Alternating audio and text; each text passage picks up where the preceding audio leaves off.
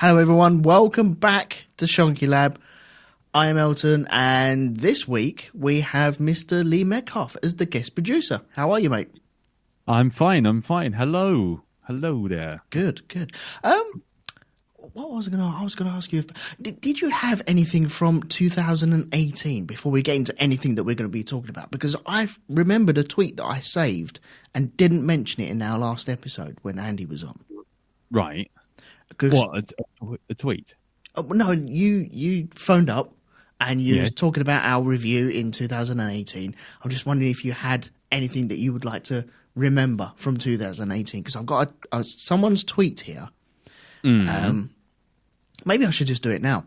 Yeah, I think do it because I can't think of anything on the fly. You just sprung it on me. Somehow I'm not I've started the show. I don't know how, but that we're in. Shit, no, I've got all these notes on Bandersnatch and whatnot, and I've got nothing on 2018. Fuck. Okay, right. Well, I saw a tweet from Ryan Paisley. Now, I think this was shared a fair few times. And he said, the most stressful part of 2018, ? Brexit? Ooh. Trump? The FIA World... No, FIA, that's Formula 1. FIFA World Cup? Russian poisoning folk? Global financial slowdown? Ooh, I don't know. UK's KFC shortage? There you go. That and carbon dioxide for your fizzy drinks. Oh, yeah, I forgot about that. Those lads down the cave? Oh, yeah. Not even close. It was watching a baby lizard run away from a pack of bastard snakes. Yeah, the BBC Here's Something Cute TV show, and now we'll kill it. Yes, that was it. That was incredible. I've only seen the memes and the YouTubes of it. But flipping out, man. Because that dude gets caught, doesn't he?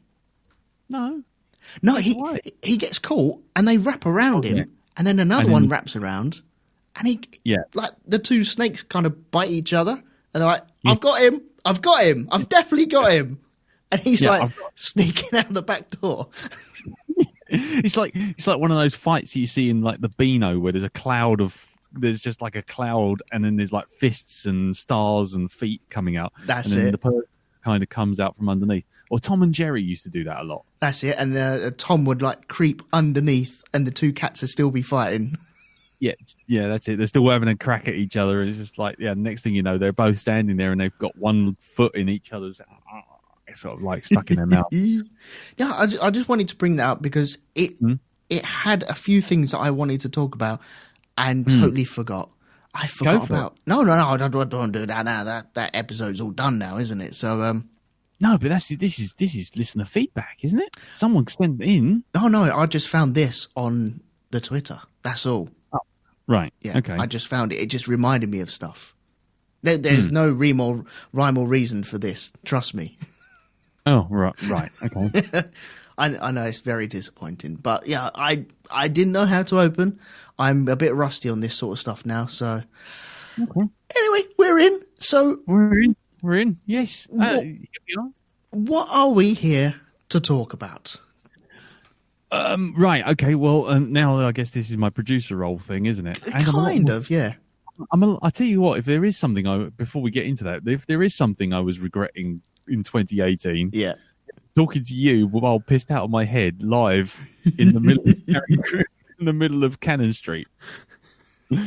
That I definitely regret, and I can only apologise to all the listeners who were kind of, shall we say, more than aware of my inebriation. Yeah, I think straight away, but everyone's got to let their hair down every now and again, haven't they? So.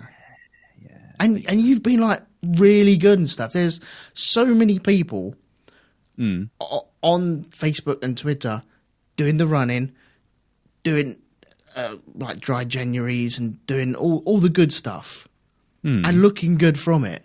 And I'm sat there going, you bastards, I hate all of you. You fuckers. I hate you all. But yeah, that's my fault. I'm the only one to blame for that. Yeah, you only got yourself to blame. How's that beer? It's lovely, man. Is it? How's your fizzy water? It's now become a cup of tea in my Commander Shepherd mug. You haven't carbonated your tea then? No. Well, no, I can't. We've lost all the carbon, haven't we? Carbon dioxide. Yeah, old SodaStream must be like, I don't know, gutted, really. They're sitting on a pile of money now. They got all those horrible little tin tubes. They have, yeah. They've got it all. They've got it all. They're just sitting there, just counting down, going, "Wahaha!" At some point, we're going to want your fizzy lemonade, and we've got it all. Like Dr. Evil. Yeah, exactly. Bastards. Get busy with the fizzy soda stream. That's fizzy. For us, for you, it's going to cost you about 100 million quid. But the irony is that we've got too much carbon in the oxygen in the atmosphere. Yeah, work that one out. Well, I don't know how science works, so I'm sure some sort of scientist will, hopefully, work it out at some stage. Yeah, air will be cleaner, and everyone will have a soda stream on every shop corner, every street corner. There'll be a soda stream. There you go. There you go. They're just sucking carbon dioxide out of the air, and you can have like free soda streams. They'll be giving it away because there's so much in there. Yeah, everyone will live off of fizzy drinks.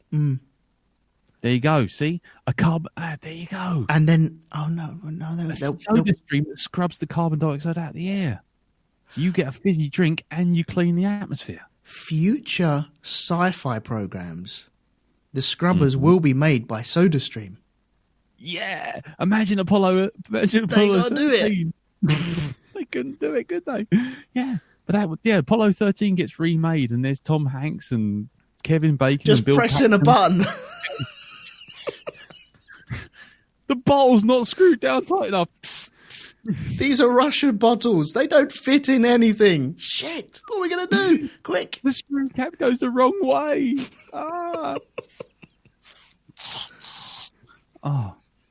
Anyway. I think that's how it's supposed to work, isn't it?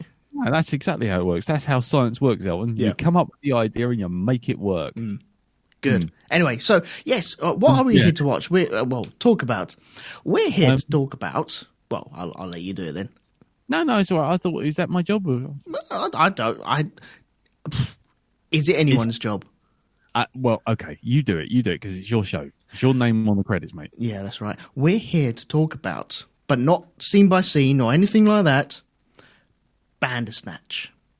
Now, this is it's a standalone movie from the guys from Black Mirror. That's right. I've only seen 2 episodes of Black Mirror up until this point, anyway.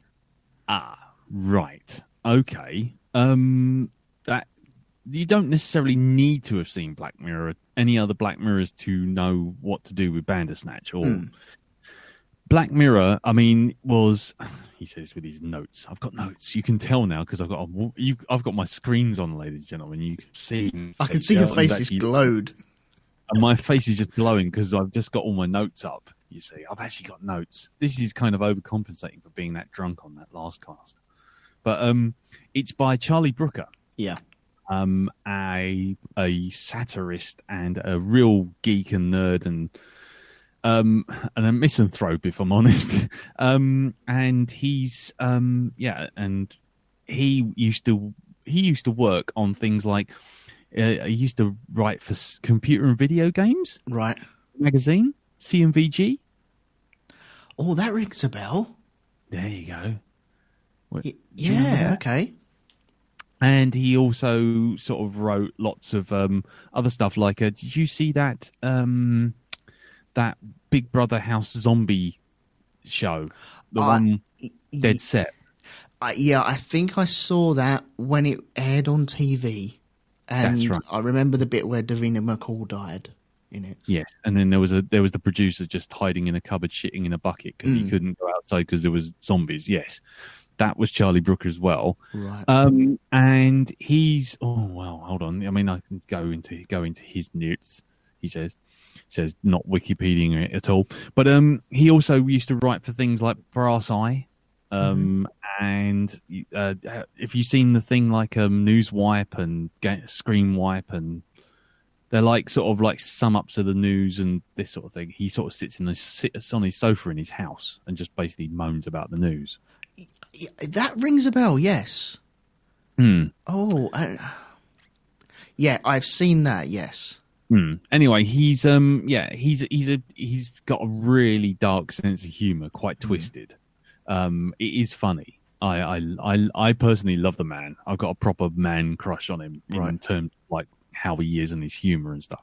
And he also used to write for The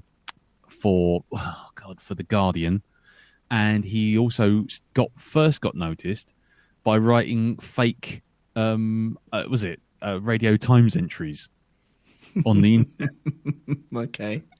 Called which were all collected up in a thing called TV Go Home, which I think is still around. He says Go Home, and this will give you some idea. TV Go Home, if I can find the bloody site. Oh, it's all gone. Well, it's about 30 years old, but let's have a look, see. It was a website, so where is it? Where's the bloody thing? Where is it gone? Anyway, doesn't matter. Basically, it used to sort of like do like the Radio Times entries, where it had like the name, the time, and then like a little sort of nod to like little breakdown of things. So he used to have like things like at like 8:15 Daily Mail Island, which was a reality TV show where several normal people were stuck on an island and not allowed to read anything other than the Daily Mail. Right, okay. Leading them to become more irrational and brutal as the series progressed. Like tying teenage lovers together in the sack on their heads and beating them to death because they were immigrants, that kind of thing. And it just got more and more out of control. There was also Mick Hucknall's Pink Pancakes, in which Mick Hucknall, simply red, would press his testicles against various transparent surfaces, including shop windows, glass coffee tables, Chinese riot shields.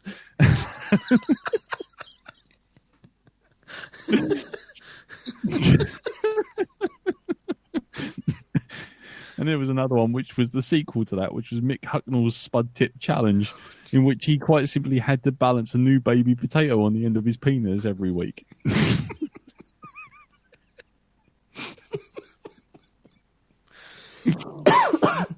So there was lots of stuff like that. And so we can see where his sense of humour comes from then, Yeah, exactly.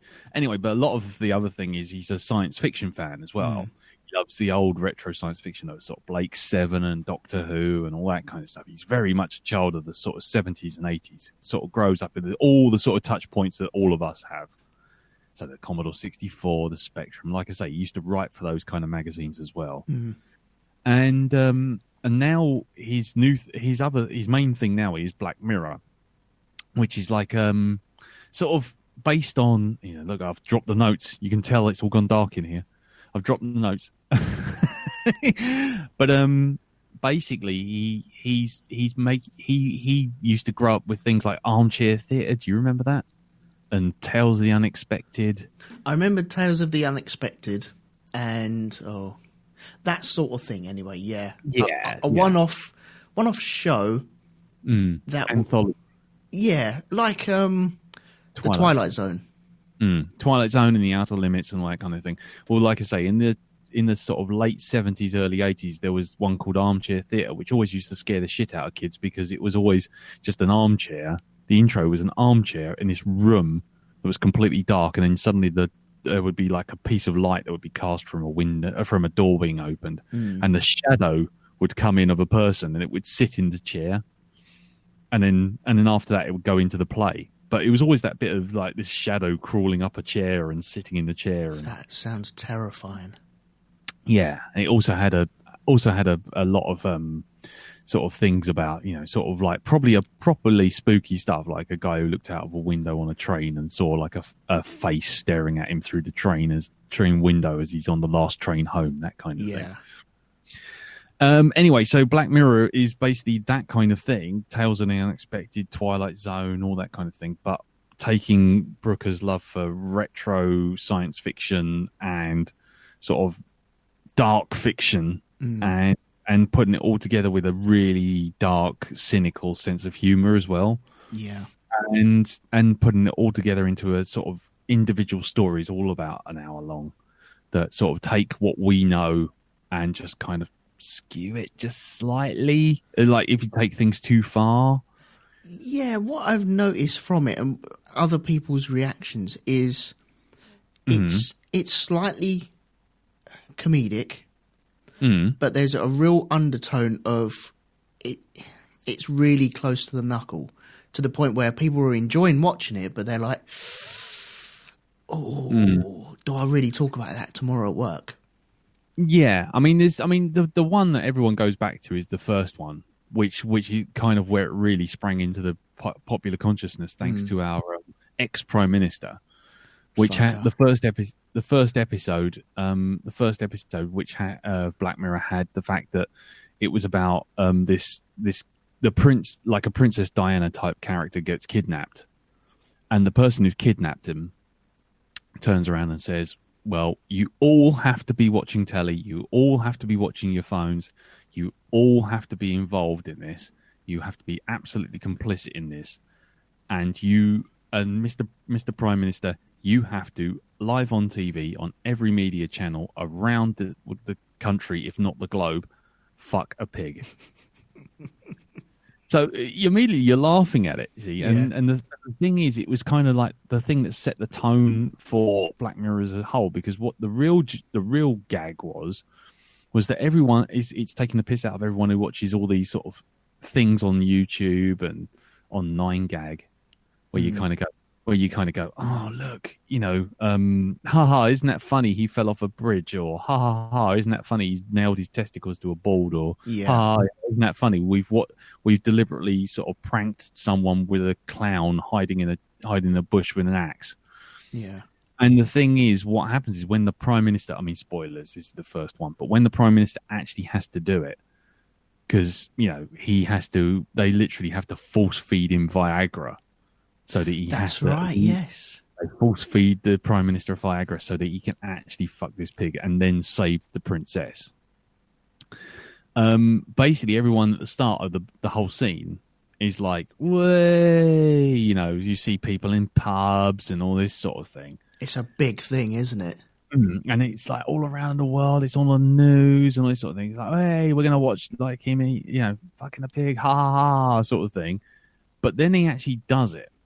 And you hear the noises, you don't actually watch it, but you watch everyone else's reaction. And then all of a sudden, it's like, it's taking that sort of idea of like everyone can just sit back and just ignore what's going on because it's a silly thing on the screen. But then suddenly you're like, actually, no, this isn't fun anymore. This is the worst thing you could possibly see. It's like having a gag and then drawing the gag out way too far, even to the point where some gags are really annoying and they become annoying, and then they almost tip back over to becoming funny again. Now that gag of him doing the pig, it becomes funny, and then it's not funny, it almost becomes funny again, but that's where it cuts off, and you're left with a really unfunny joke, and you're like, oh, no, I don't want to watch this, but everyone has to watch it. And it's force feeding the general public, isn't it? Stuff that they don't want to see. Yeah, exactly. And that's the thing. That's when you see people go, oh, I don't like Black Mirror because they do this thing about taking the piss out of the Prime Minister fucking a pig. They, with the best respect to anyone who feels that way, but they miss the point entirely, which is it's actually taking the piss out of how we sort of remove ourselves from reality by looking at things on screen and going, yeah, that's fine, whatever. Oh, let's just move past this video. Yeah, someone threw themselves onto a bonfire. Ha ha ha. Yeah, move on. You can always flick to the next video, can't you?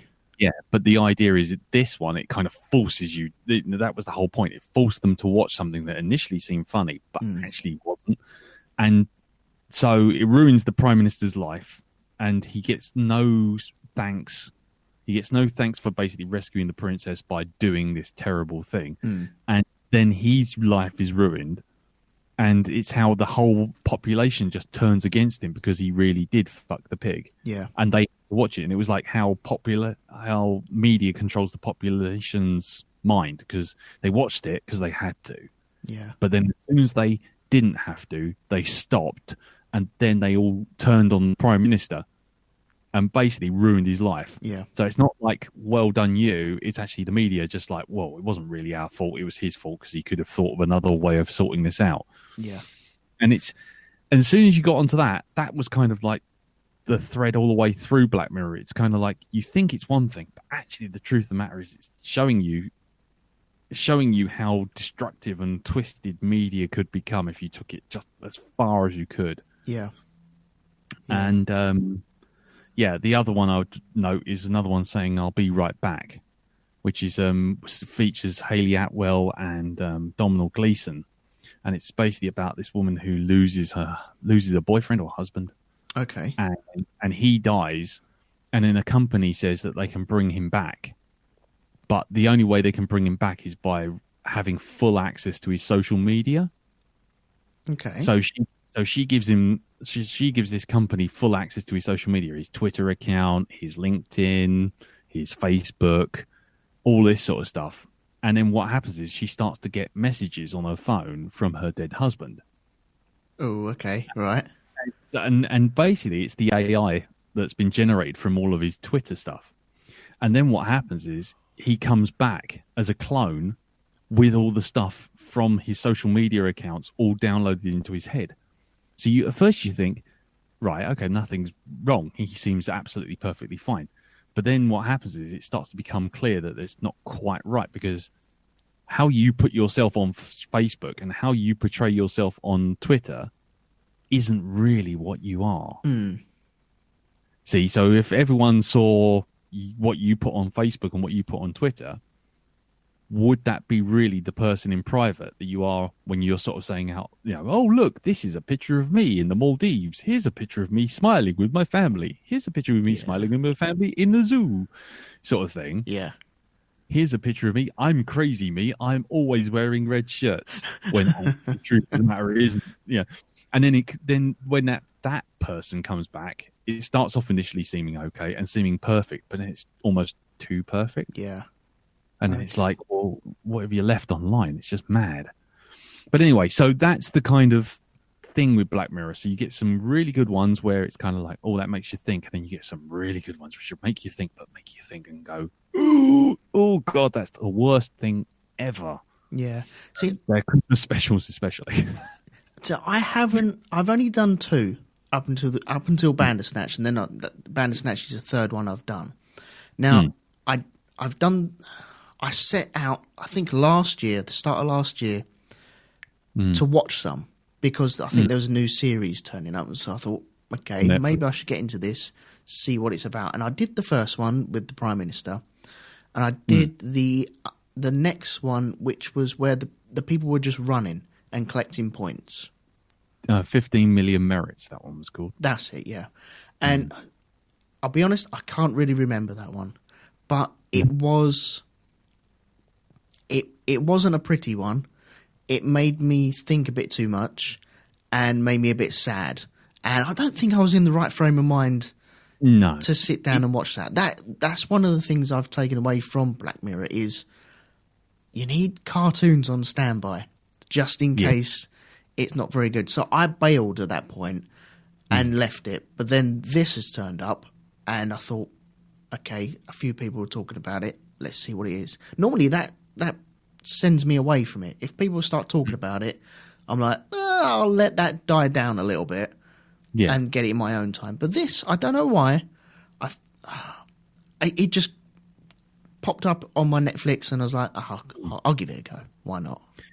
Yeah. I mean, you're absolutely right. I mean, in terms of Black Mirror in general, there are some good uplifting ones. San Cupertino is one that's very uplifting and kind of very upbeat and taking technology in a different way. But for the majority of them, you can watch one and then you have to go away. You can't binge watch Black Mirror. No. Just no way you can binge watch Black Mirror. Otherwise, that becomes an episode of Black Mirror. Yeah. But and just in case everyone's wondering where the title comes from, Black Mirror is what your screen is. Okay. It's a Black Mirror. It's a black screen. Oh, look, there I am. Yeah, that's you. Look, see, just so everyone knows, I'm holding up my turned off iPhone to the webcam, and I'm reflecting it back so Elton can see himself. It's like it's like the Phantom. It's like General Zod at the moment. Yeah, there you go. I'll take a screenshot of that one. Anyway, so that's the black mirror of the title. It's the black screen of your computer or your tablet or your phone. And before you turn it on, how it affects you. So yeah, you can't watch a lot of them. And Bandersnatch is definitely in that darker realm, but it's not the darkest that Black Mirror has ever done. No. Well, it's got a different take on it as well. Not only it has a story. I think when I first watched this, I watched it in my van over a couple of lunchtimes. And when I plug my phone into my van, I have Apple Play, so it comes up on the screen. And it comes up with the length of either the movie or the song or the podcast you're listening to. And this whole film, in its entirety, is well over 5 hours long. Yes. I think they recorded so much information for this. And I thought, hang on, that's not right, because it kept jumping. I was like, okay, I'm understanding what's going on now, because I've had records like that and CDs like that where they jump around and you're like, okay, that's very clever. But what we're really talking about is the actual format of this is very different from everything else that has come before. I've never seen this technology. Have you seen this technology before? Not on Netflix. Maybe before we go into what the technology is and that sort of thing. Basically, Bandersnatch is a choose-your-own-adventure, isn't it? Yeah, but be careful that you say that. Yes, for legal reasons. But anyway, no. So I've not seen this technology in this format because one of the things that the way this works is it's seamless. I think that's when you watch it on like an Xbox or a PlayStation. I don't know about other platforms. I know a few platforms have been a bit funny with it, but essentially Netflix have invested huge amounts of money into this infrastructure that allow to simultaneous stream the two options. Oh, okay. So what's happening is you're seeing the intro option, which is a single stream, and then two simultaneous streams of the two options you could have are streaming right behind it, almost underneath. Right. So essentially, when you choose, you seamlessly move on to the next thing as an actual scene cut or an actual camera cut. Yeah. Yes, which is camera really cool. Change position, isn't it? Yeah, exactly. So what they do is they kind of have. That's why when you watch it again, I'm only speaking from watching it on the Xbox, but when you have the choice, you have 10 seconds to make the choice, or it'll make a choice for you. Which in some cases actually is a third stream. Because you sometimes can make no choice at all, and it will just decide, I'll play a sort of end game and just play out another stream. Oh, I haven't done that. I thought it just went to a default. Okay, if you don't choose, then we'll choose always B. No. Right. No. Okay. There are choices which send you down a rabbit hole where you basically make a choice, or you don't make a choice, and by electing to not make a choice, it goes back. For example, very early in the show, when he has to make a choice about whether he takes the contract or works in the office. Yep. If you don't choose at all, there's a third bit that comes in with the guy offering it to him, going, "Well, you're going to make a choice then? You're just sitting here. What's going on?" Ah, okay. And then it goes back to the option again. So right, okay, so it's a kind of small little loop feedback to go back to you choosing again. Yes. Okay. Some of them don't. Some of them send you down a complete dead end, and your character ends up dead or whatever. But the thing is, the thing is, you're getting three streams playing simultaneously, and that's the technology that's really the impressive bit. Because what happens is, for that choice to be 10 seconds long, that means they have to have 10 seconds extra on everything past the scene being filmed. So they're filming him standing there going, "So what's your choice?" And then instead of just standing still, which is what used to happen, they kind of freeze, or or they just kind of look at you, kind of like the eyes kind of moving side to side, kind of in a static fashion. Or Sonic just taps his foot. Yeah, with the finger going, Yeah. or left and right. But or what would happen is it go completely black, wouldn't it? And that would kind of go off, and then you'd kind of get the choice. Or the real technology here is the seamless transition to one of those three streams without noticing the cut. That's really clever, that stuff. That stuff that's the key. It works well. It works really, really well. It really does. Because the thing this all came from, in terms of the way it makes the choices and the way you play the game, is the old full motion video games. Okay. Which is another thing that the Charlie Brooker used to review and talk about in computer video games. Things like Dragon's Lair. Do you remember Dragon's Lair? The arcade game? Not really. Which no. looked like a cartoon or Space. Oh, yes, I do. Yes, yeah. It was a knight and a cartoon like Disney sort of thing. Do you remember the Attack of the Killer Tomatoes cartoon where it was drawn kind of on an Amiga? It had that sort of animation, didn't it? That's right. Yeah. And what used to happen was it was playing on Laserdisc, and your controller on the actual Laserdisc, your controller on the cabinet used to basically flick from chapter 1 to chapter 2. By pressing left you get chapter 2, and by pressing right you get chapter 3.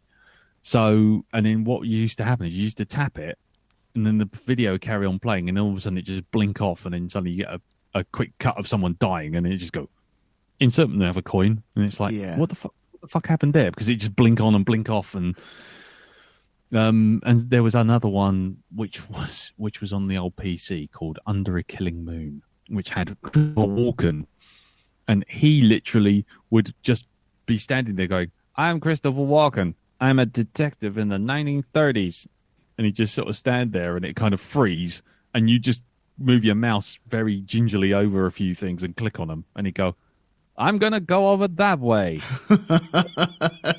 It would just play the video in slow motion. It was really bloody awful.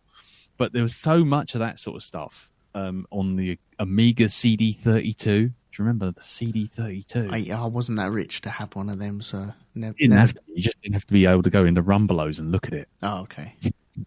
Because no one had one. That's why it died off. No, I never had anything like that. And so basically, and there all these like Sonic CD and all this sort of stuff, all these CD games used to have this motion graphics. A Wing Commander, that was another one. Mm-hmm. Do you remember Wing Commander with Mark Hamill? Yeah. Nightcrawler as well? No, not Nightcrawler, Night Stalker. Night Trap. Do you know, I saw a copy of that in CEX the other day. Yeah. Have a guess how much that was? About 60 quid. No, it was north of 220 quid. Wow. Mm-hmm. Well, bloody hell. Yeah. And I was looking at that going, me and my friends used to rent that out. We should have bought that. Because it had ladies with boobies being chased around a sort of pajama party by a serial killer. It was, yeah. Oh, quick, change the camera. There's the guy climbing in through the window. That's all I remember out of that game. That's all I remember. Camera, she's going for a shower. Yeah, and then you change the camera and it'd just be full of steam, and you could just hear her going, "Hoo, I'm having a shower." And basically, Night Trap is a perfect example of how the technology couldn't be done, because you take about a minute to spin from one track to the next and stream the stuff off the video. So Bandersnatch is that, plus several £100 million worth of technology being developed by Netflix to make it completely seamless. So, anyway, sorry, I was completely gone off on a tech demo. We haven't actually talked about the show yet. No, that's cool. That's why I wanted to know about this, because I find it. I'm not that I'm worried. I'm going to be putting my tinfoil hat on very, very soon about this. Maybe now. Are we getting to the point where Netflix is like data mining your choices on this, or it could possibly develop into that sort of stuff? Well, there's no reason why not. But then you're assuming that that sort of choices aren't being made already, and we aren't doing that sort of thing already. And that's where Black Mirror comes in. You look at all this stuff and you go, well, what if they just went a little bit too far with that particular piece of technology there, or that particular piece of technology there, and something like that. I mean, they have Bandersnatch people, the production team behind Bandersnatch have actually released a whole spreadsheet of all the data that they've pulled from people making choices, like their average play time, who chose Sugar Puffs and who chose Frosties, all of that stuff. And it's quite interesting. It's really quite interesting. I'll see if I can dig up the actual link while we're talking at some point. Yeah, that's weird. Okay, what did you choose? Sugar Puffs or Frosties? Sugar Puffs. Yeah, I chose Sugar Puffs as well. Not Frosties. I've only seen this twice. Well, I've gone through it twice. I've seen 2 endings. I know there are multiple endings, though. Yes. I know there's quite a few endings. But I'm happy with both endings that I got. And I didn't always, on my second run through it, I didn't always deviate from what I chose. I don't know why. I don't know if I was trying to play the game or what, but I went through a couple of things that I'm happy with that. Like the Sugar Puffs, but both times I chose Sugar Puffs. So now their data mining knows I like your Sugar Puffs. So now Amazon will just be like throwing, eat Sugar Puffs. Exactly. Yeah. He likes the Thompson twins rather than Now 15. See, I chose the Now. Oh, that's just wrong. I didn't know what Thompson twins was. You don't know who the Thompson twins are? They're in Tintin, as far as I'm concerned. Yeah, well, that's where the name for the band came from. But you don't know songs like Hold Me Now. I probably do. Oh, never mind. Anyway, I'm not going to sing it. But for anyone who doesn't know what the hell we're talking about with Bandersnatch itself, do you want to tell them the story as you understand it? Okay, as I understand it, there's a teenager. I think he's a teenager, isn't he? Mm-hmm. He's really into designing computer games. He wants to design a computer game. He plays video games on his Spectrum. He hasn't got a Commodore though. But no, but one guy mentions it's got the better sound chip. Yeah, that's right. Yeah, absolutely right. And he's developing a game from a book that his mother had left him. His mother has passed away. He lives with his father in a house, and it's his story that we follow, going to take this game to a developer called Tuckersoft, which, by the way, there is a website that they have. And there was actually a shop in the King's Cross that popped up on the day that this came out. Really? Wicked. Yeah. It was an old 1980s newsagent, and it was selling all sorts of stuff to do with Black Mirror. Oh, dude. Oh, I would love that. But yeah, he's developing this video game from a book, and it's a choose-your-own-adventure book. That's a copyright thing by someone else. Please don't sue us. Mm-hmm. And he takes it in, and we, along the way, get to choose various paths that he can go down. And they start off really mundane. It starts off showing you how to play the game, i.e., what would you like for breakfast? Either Sugar Puffs or Frosties. And you get to choose. You get 10 seconds. As soon as that comes up, you the bottom of the screen drops up into black, and you have a little white bar at the top, and it counts down 10 seconds, and you have to choose which one. Now, as we've said before, there are 2 paths, possibly 3 paths that you can go down. Yes. And once you choose that, it seamlessly goes on to your choice, and it's like, oh, wow, this is really good. It's like you haven't chosen. It's just, maybe I just guessed right. I don't know. But the technology works really, really well. And throughout the whole show, the choices get darker and darker and darker. And that's it without really spoiling everything, really, isn't it? Because from this point on, if you haven't seen it, I tell you what, we'll give you 10 seconds to choose whether to skip right to the end of the episode or go back and watch it and then come back and listen to us. So, yeah. it's a shame that this would be the loop for the 10 seconds. You see, Yeah. this would be a shame that they can't see the video now, because then there'll be me on one side, you on the other, and it's like, do you choose Elton? Do you choose? Yeah. Do you choose Who Elton? do you choose? Yeah, who did you choose? Yeah, so we're talking for another 10 seconds, and then they've made the choice, and now there's another 10 seconds that leads into that choice, which is a third stream, and now we're into the choice that you've made. That's right. Here we So, well, thank you very much, Lee, for joining me this week. No problem. It's a shame that nobody wanted to pick the spoiler section, but it is worth seeing Bandersnatch. So I'd just like to give this 5 stars out of 5 as a podcast, and say very good night to you, sir. Good night. Thank you very much for joining me. Thank you very much. It's like it's scripted, crying out loud. We got to give a pat on the back for that one. Anyway.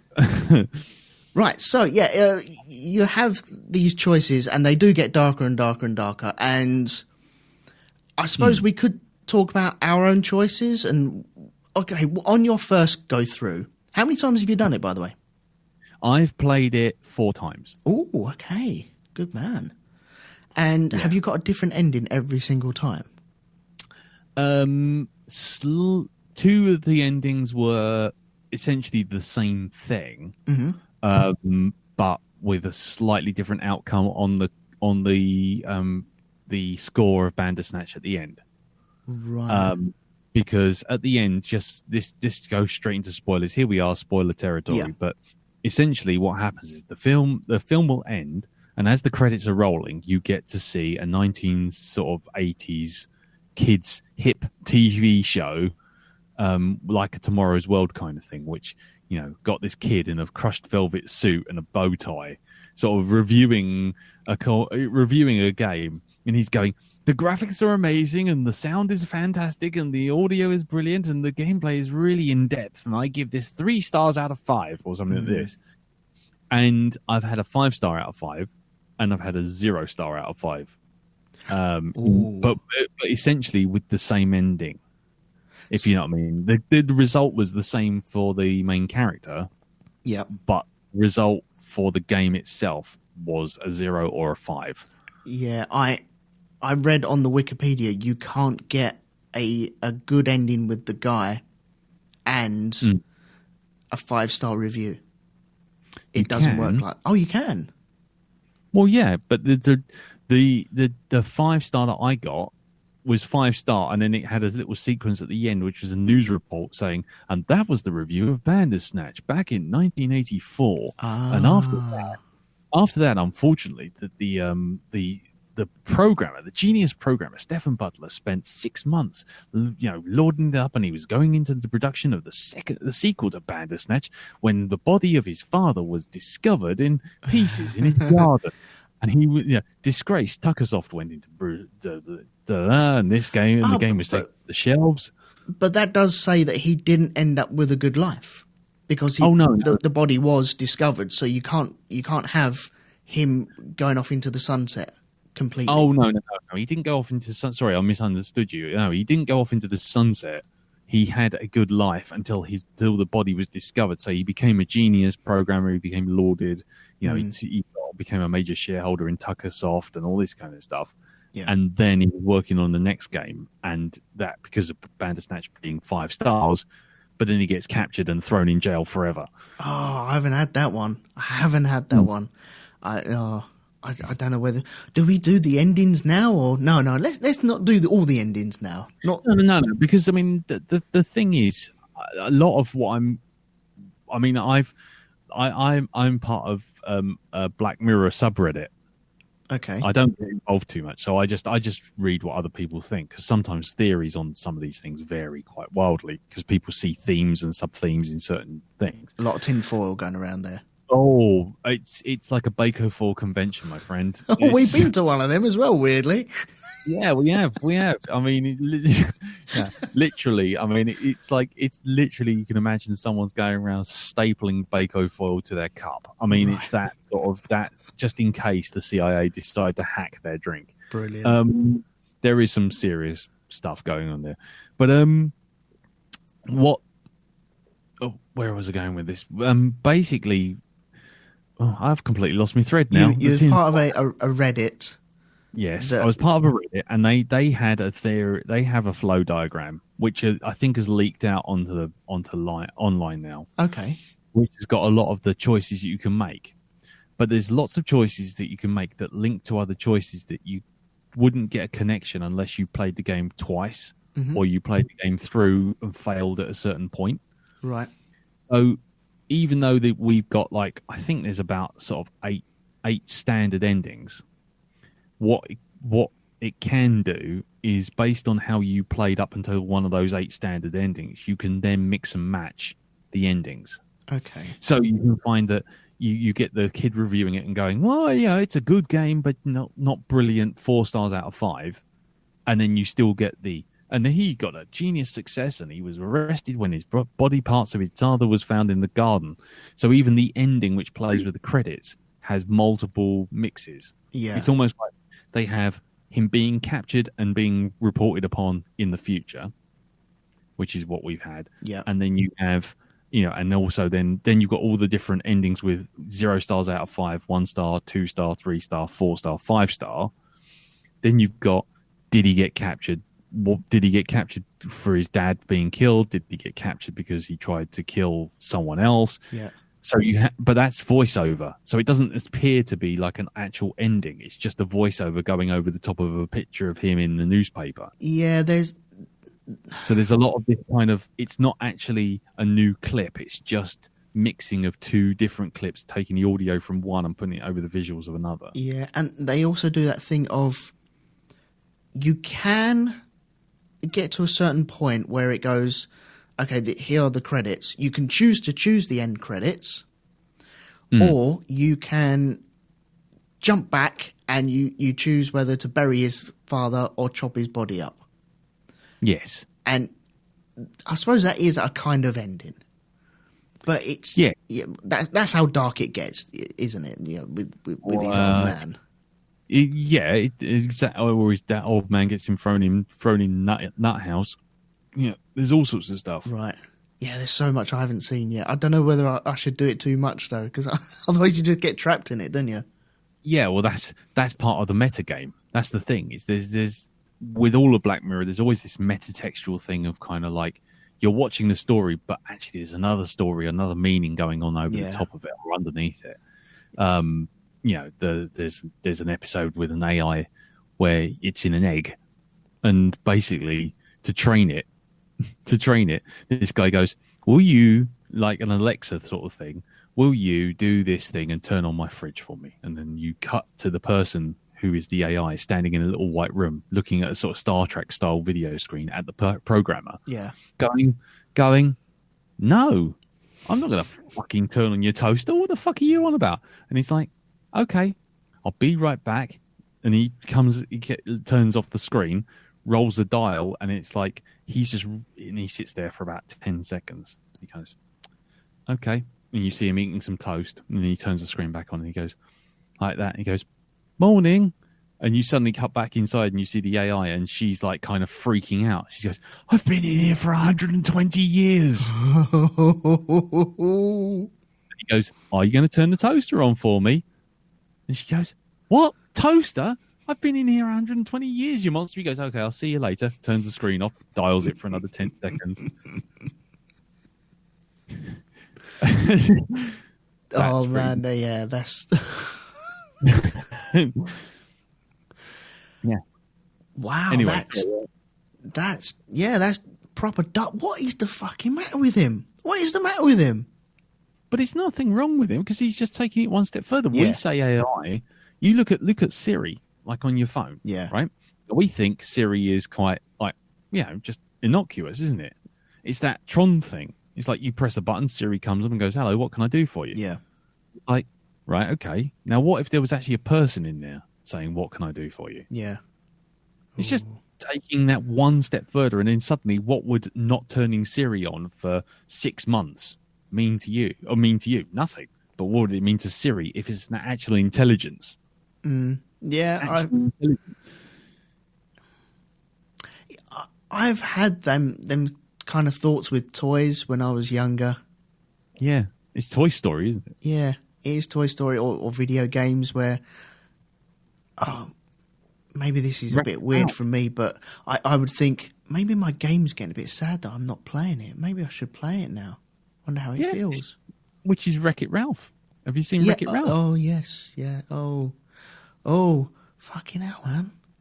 Now you can see why there's so much tinfoil in the fucking Black Mirror fucking Reddit. Yeah, I can see it, yeah. Oh, that's my problem, though. Sometimes I've said this many a times that I miss things on my first, second, fifth watch that I should really get. And maybe I'm just a bit naive. Maybe I'm just a bit stupid. But then again, maybe I'm just, I don't know, being sheltered a bit too much on these programs. Well, no, I mean, it's fine. I mean, for the story of Bandersnatch is all about this video game creator making this video game with endless loops and endless sort of paths and stuff that that's what it's all about. But also it's about him realizing that there is no free will in this game because the game itself has only so many paths. It just looks like free will because you do so many different variations going to the same. But then how much free will does he have when he realizes that you're the person controlling him? Yeah, there's a moment where it dawns on him that, hang on, I want to put this T over my computer. Well, that's a bit stupid. And he goes to try and do it, and then he asks the ether, doesn't he? Yeah. What's going on? And you've been planted with all these little knowledge bits, i.e. Pac-Man and like the little symbol as well that they have, which is the pathway, isn't it? It's the choice. Yeah. But it's also a nod to old Black Mirror ones because that was a symbol for a thing called White Bear. But we'll talk about that later. Don't worry. Carry on. Yeah, because that turns up in the store as well. Yes. I dived onto Wikipedia earlier on. Just I know stuff, but I'm sure there's loads of stuff I haven't read. Oh, fucking hell! Yes, there's loads of stuff I don't know. There's loads. But he becomes conscious of what's going on, and we then kind of talk to him. We get the choice of talking to him or showing him a symbol, and I've gone down both paths, and I think I did that about 3 times though, because that's where it gets weird, because there's a story behind why he's on pills as well. He's taking these pills and he's seeing a psychiatrist or a doctor of some description at least. A psychiatrist played by Alice Lowe. Yeah.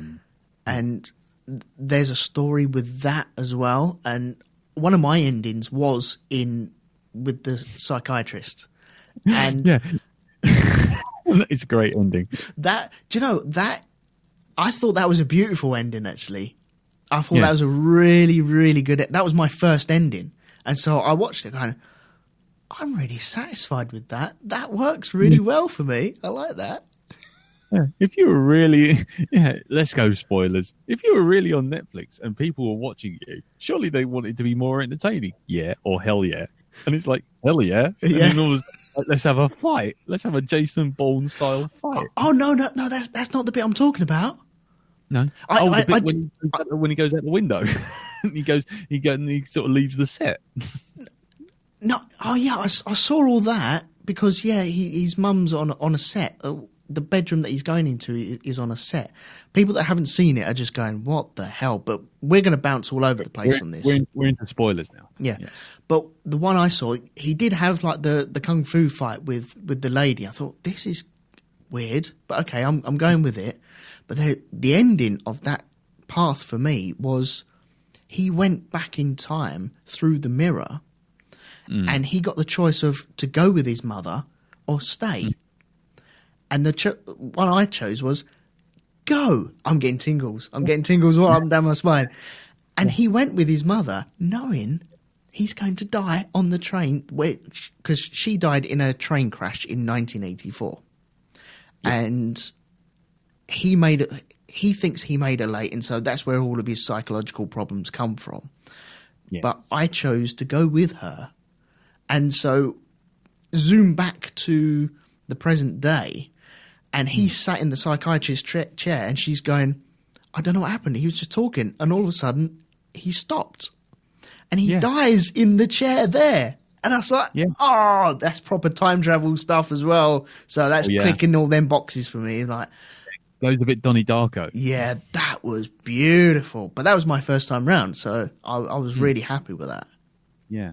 But this is the other thing. See, that's it's got like touches of like Lewis Carroll and lots of stuff about going through the mirror, Alice through the looking glass, all that kind of stuff. Yeah. But the thing that gets me the most is there's all this thing about like choices and free will and all this kind of thing that seems to be like a big layer all the way through it.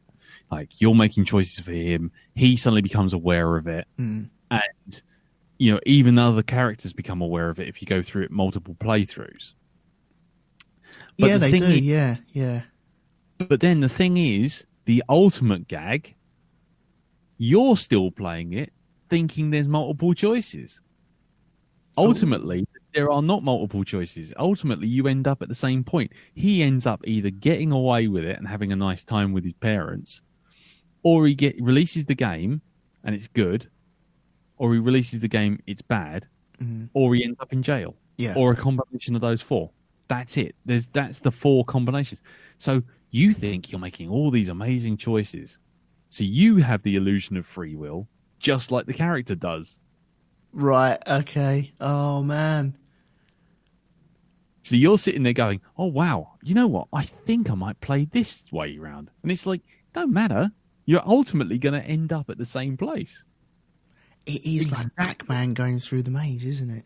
Yeah, exactly. But then all of a sudden, you think you're being clever by sort of making the character aware that he's in Netflix at one point.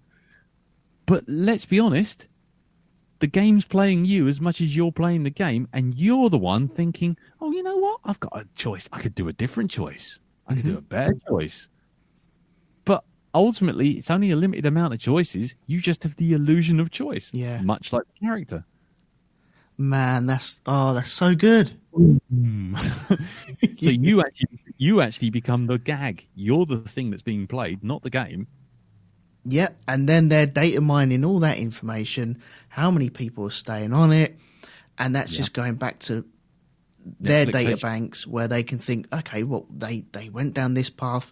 We can make TV shows that follow this sort of path and just feed it to them, to the masses. How many people went for the dark ending? How many people repeatedly went for the dark ending? How many people wanted to see him get away and stopped playing when he did get away? Yep. How many people stopped playing when he did get away? How many people didn't stop playing when he got away and only stopped playing when it went too dark? Yep. And it's just like, as soon as you start thinking of it like that, you suddenly go, hang on, it was me that was being played. The game was playing me.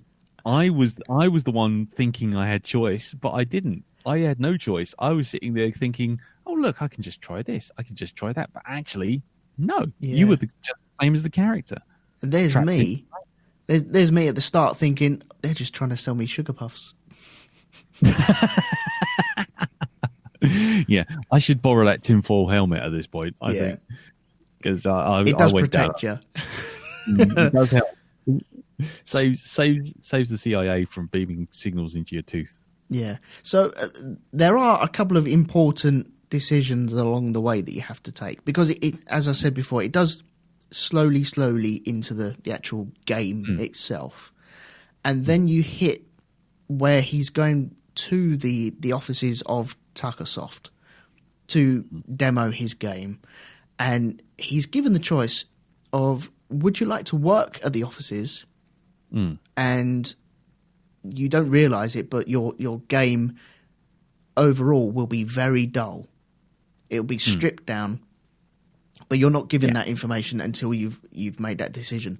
Or you can go home and just slog it out, be very zen about it, work the way you want to work, do what you want to do, but at your own time, but get it in by mid-September. And what direction did you go on your first one on that? On my first one, I just took the job because I thought that's what the story wanted me to do. Yeah. And as soon as I did that, the character played by Will Poulter, who is essentially trying to. He's like an amalgam of a load of retro game sort of, like a sort of atypical retro game making programmer, like sort of based on the type of character, like now this is going back to my old 8-bit roots. Right. That he was very much like Andrew Braybrook, who made games like Paradroid and Iridium and all these games, Gribbly's Day Out. Okay. And basically this kind of like, I'm like 18. I programmed my first game when I was 16 in BASIC.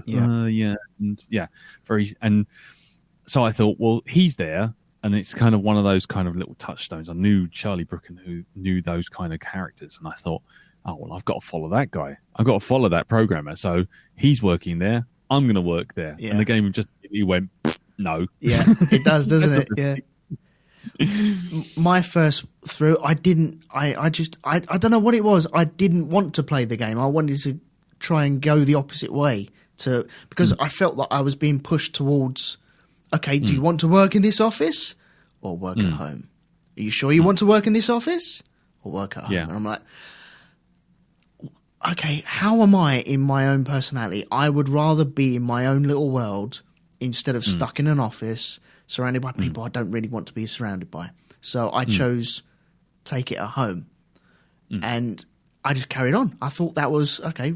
I didn't realise until today when I played it again and I took the job at the office, and it's like, yeah, no.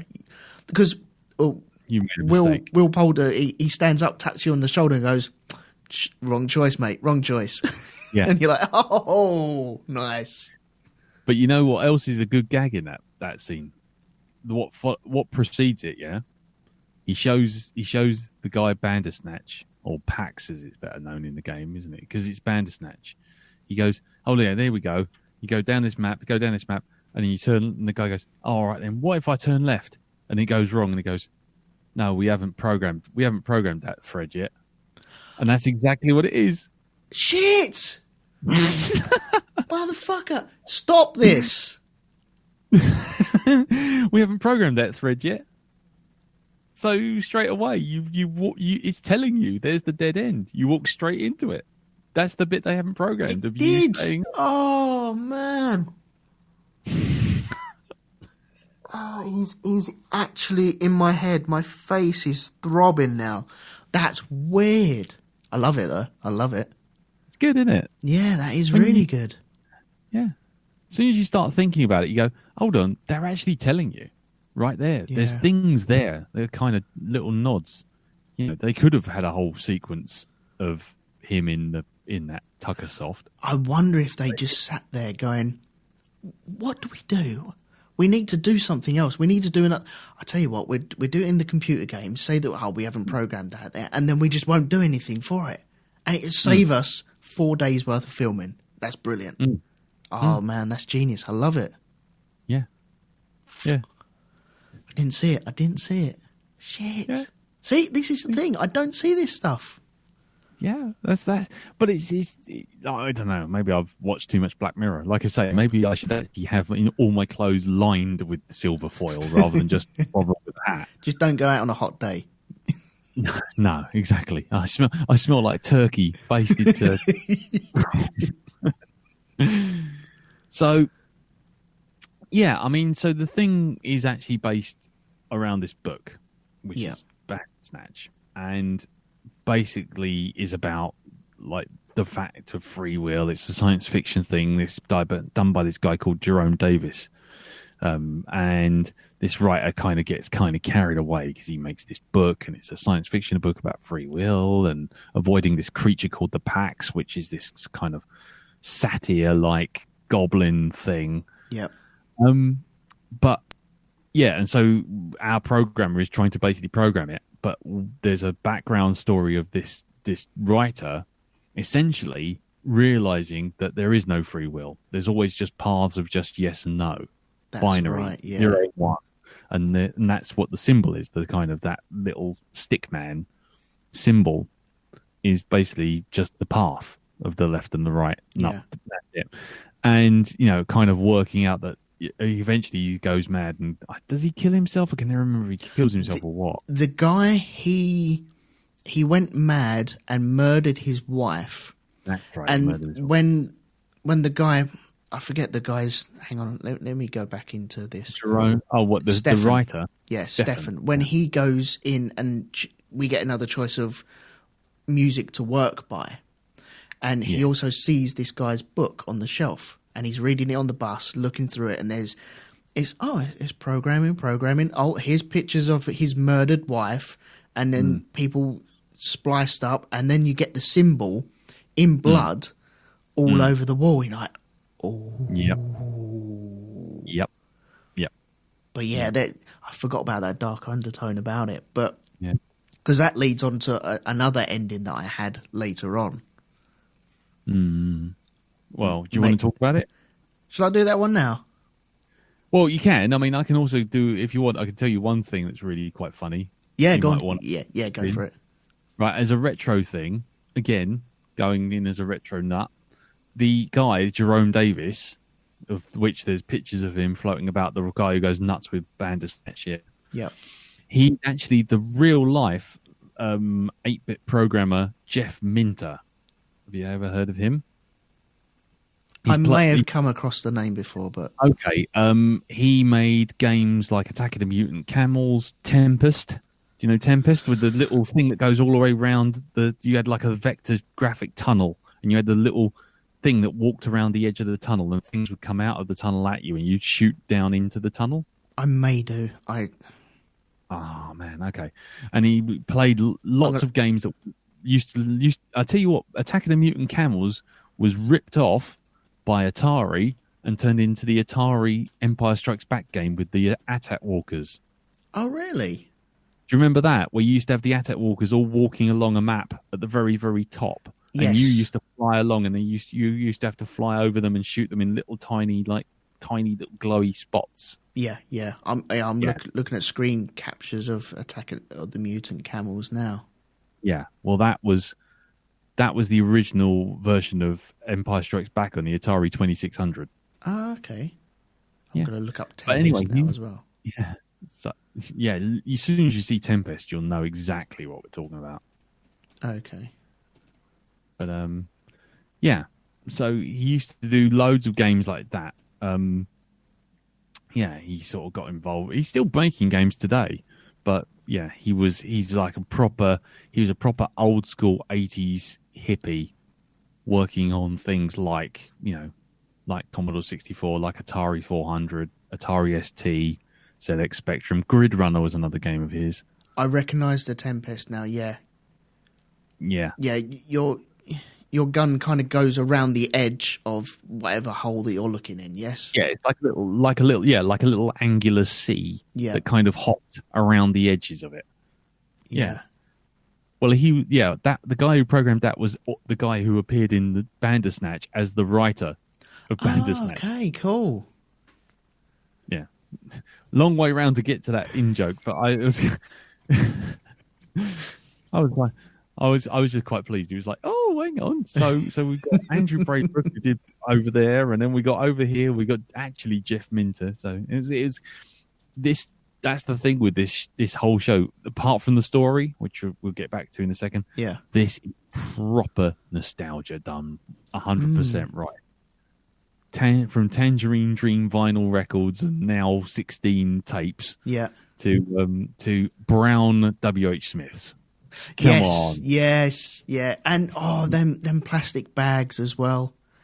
They weren't even 5 pence, were they?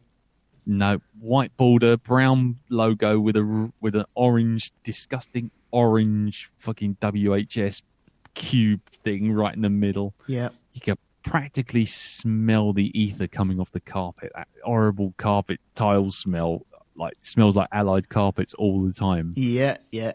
I could almost see my granny walking into that shop and buying her little mints that she'd buy from there every now and again. Yep. The attention to detail, regardless of anything else, it was amazing. Yeah. Even down to the fact that, like, when they show you the Sugar Puffs, the honey monster looked like the old hand-drawn honey monster. He wasn't the one now with all the CGI hair and like a puppet. No, that's right. And also that choice comes back later on in the... When he realizes what he did. When he realizes we're controlling him. No, it's on a TV advert, isn't it? Oh, you see, because that's the other thing. See, I didn't see that, but what I did see was when he talks, when he kind of starts to think that he's being controlled. Yeah.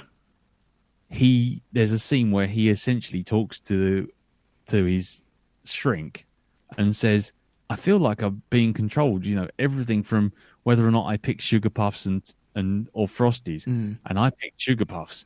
He goes, "But was that me picking the Sugar Puffs, or was that someone?" And it's just like, you know, or was it someone else deciding for me that I should have Sugar Puffs? Do I even like Sugar Puffs? I don't know. Now, there is a bit where if you choose Sugar Puffs, later on in the show, there's a TV advert that comes on. I think, I forget which scene it was, but it depends on if you chose Frosties or Sugar Puffs, then that will be the advert that you get later on in the episode. So it's not just a choose this path, and then forget about that decision is done. That will still end up later on in the show. It's really clever like that, because then it's a clear define, either go down the Sugar Puffs aisle or go down the Frosties aisle. And then there's a whole show behind. It's weird. It's big and weird.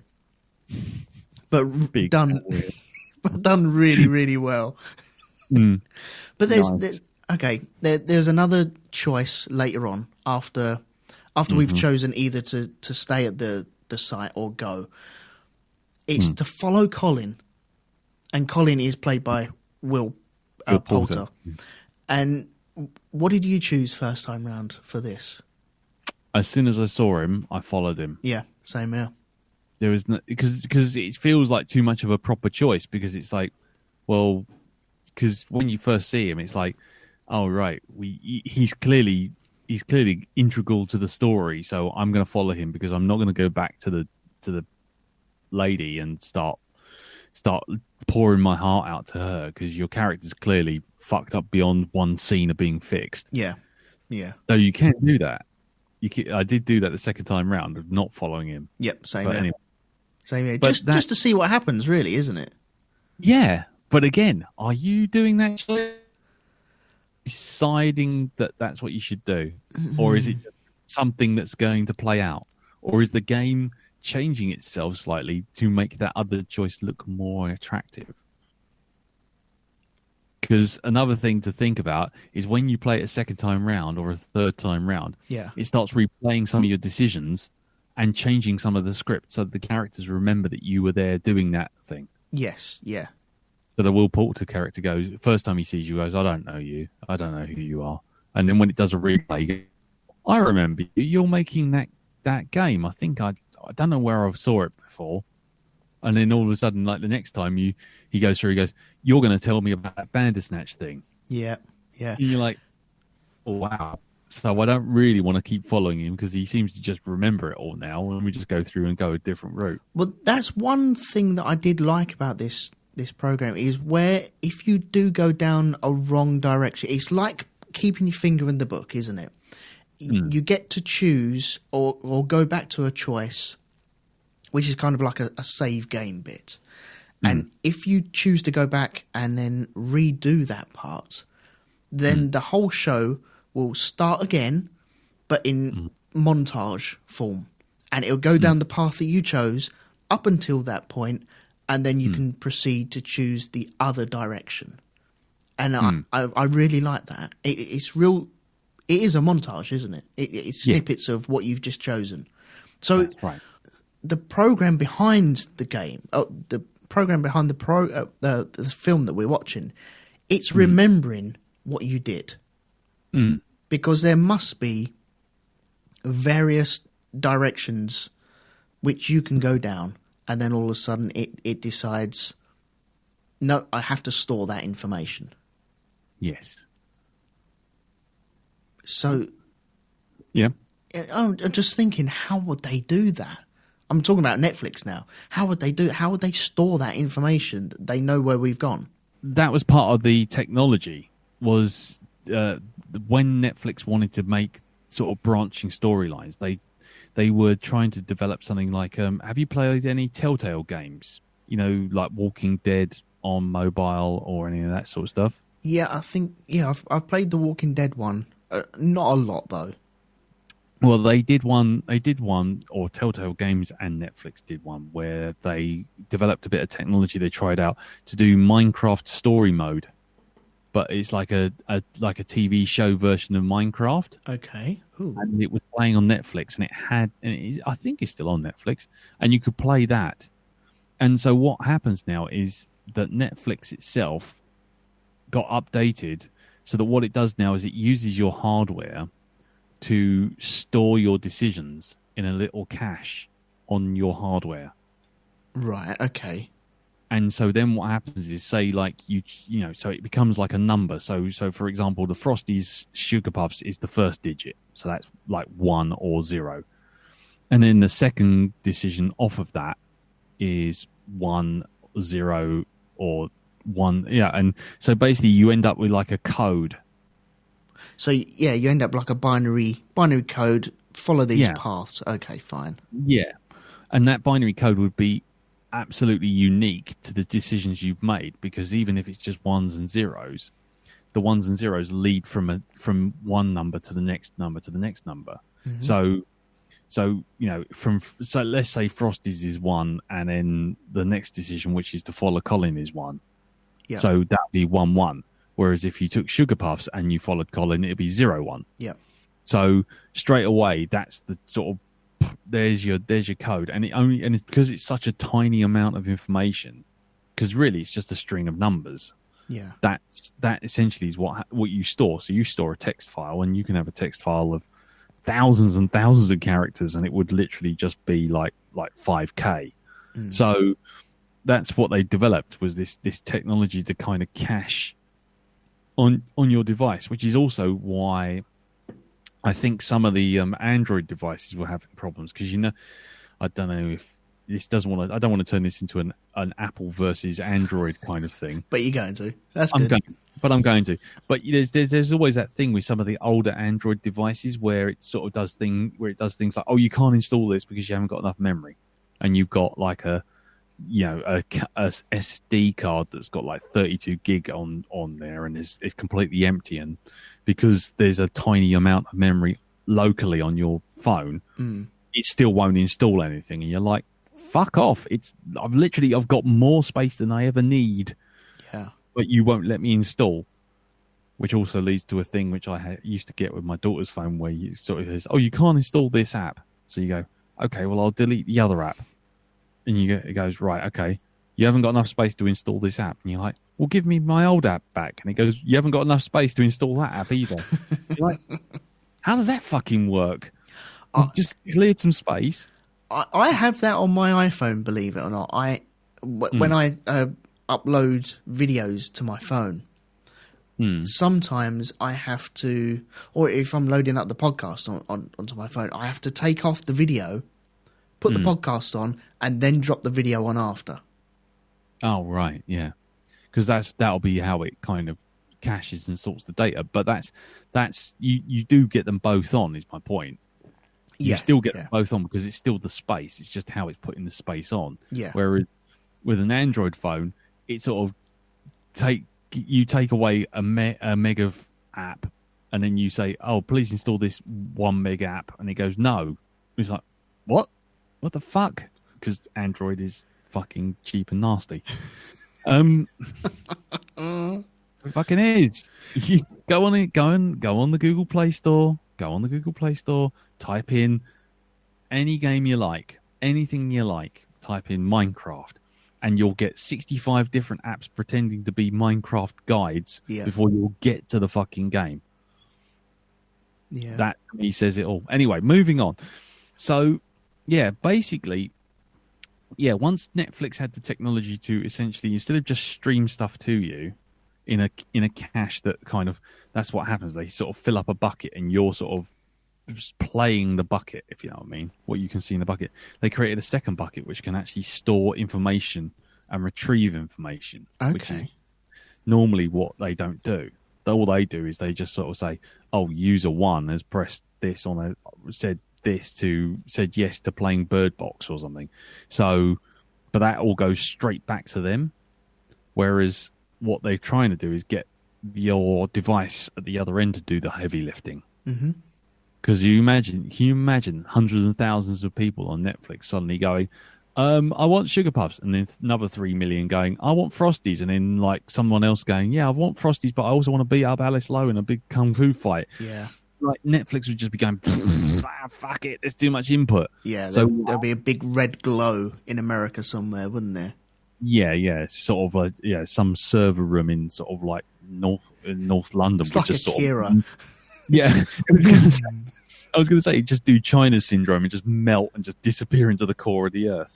But so to avoid that, they're making the actual device you're playing it on do all the hard work of streaming, just asking for 3 streams all the time. Yeah, and that's all it's doing. And whether or not you play them is up to you, but it's the device that's doing it.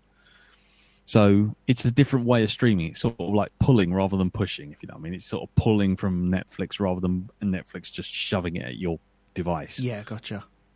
The really interesting thing is that the script for Bandersnatch, normally it's a page per minute when you write a script for a TV show. Just because they space it out and do the font sizes in Final Draft and that sort of thing, and Scrivener, they kind of those kind of script apps try to basically space things out so that if you fill up a page of A4, that's a minute, roughly speaking, of dialogue. Okay. But it's double spaced and the font's so big. Anyway, apparently when Charlie Brooker wrote the script for this, trying to tie all the things together, it was a 170-page script. Ouch. So that's not including any direction, any notes, any additional stuff like sort of like, you know, who has the descriptions of the characters or anything. It's literally just the script. Yeah. So he used an app which we could all maybe give it a go, but it's an app used by game developers called Twine, which is like hypertext kind of script writing. So you write one page, you go, you write it all in, and then at the bottom of the page you can also write sort of links to other pages of the script. Okay. So if you go looking for a thing called Twine, it's interactive fiction script writing. It's really quite cool.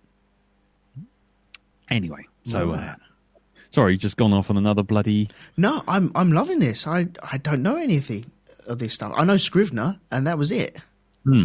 Yeah, well, Final Draft is the app that most screenwriters use because it has like predetermined formats. So you can sort of like type in something that's a bit of dialogue, and you sort of highlight that thing, and then you hit the hotkey for dialogue, and it sort of puts it in the middle, formats it correctly, spaces the font out, and spaces out the dialogue. And then if you sort of have a scene change, so you have to say exterior, the USS Enterprise, whatever, you type that in and say, oh, it's a scene change, cut to, fade to, and all this kind of thing. You have like little hotkeys. Yeah. So but to do that for a thing with multiple branches, you couldn't do that just as a sort of single document. Yeah, it'll all be all over the place, wouldn't it? It'll be losing itself. Yeah, exactly. So what happened was, literally, it was written like in this thing called Twine, which literally writes a page as a scene, and then you can write scenes off of it, and like a website. So you essentially end up with a website script. Ah, yes. Okay. Yeah. So you have like, yeah. I remember when I was doing websites how it branches off. It's like a family tree, isn't it? That's exactly it. Yeah. So yeah, it's just in case anyone else fancies it. It's just a little thing. I don't even know where you can get it from. I think it's it's Twinery. So TWINERY.org. It's free. Okay, cool. Yeah. So cue me downloading it, using it for 10 minutes, and going, I'm rubbish. Yeah, I'm shit with that. Yeah. So, but people do it to write sort of like online narrative games as well. So, like sort of old text adventures kind of thing. Yeah, yeah. Yeah, so you can do that. Yeah. Good stuff. So, anyway. Okay, so were there any aspects that you either enjoyed or didn't enjoy on this? Were there choices that or scenes that you enjoyed or didn't enjoy? I enjoyed a lot of the retro stuff. Yeah, for sure. I mean, I literally it was like a sort of like virtual Back to the Future. I just sat in my chair, pressed a button, and then suddenly here I was back in 1984 again, wearing my big saggy coat with like too many pockets in it, and walking around WH Smith's thinking, "Oh, I've got to buy the latest game," and there it is all on cassette. There was a lot of that stuff where I was kind of like, "Wow, blimey, that's amazing!" The attention to detail. I loved all the metatextual stuff. And I love all that stuff where you kind of, the more you look at it, the more you see. Oh, yeah, I like that as well. I love all that. If I was to criticize it, I think the end game of it, if you know what I mean, kind of, well, it's kind of the point, but you get the feeling that after a while, none of your choices matter. Yeah.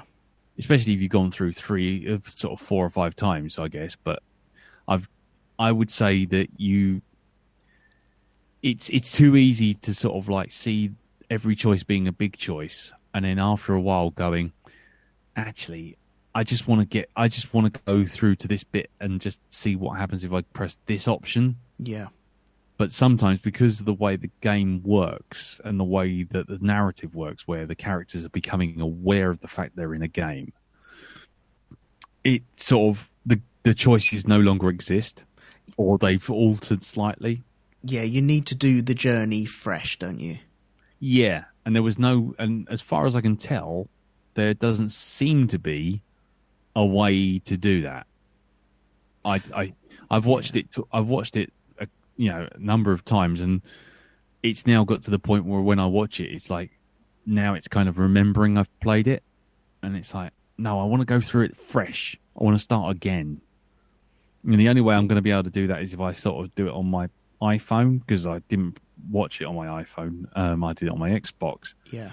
So there's little things like that where it's kind of like they're minor irritations, but it's cool. And the only other thing is, I think for me as a negative, I think compared to a lot of Black Mirror stories, it's not nearly as clever as it thinks it is.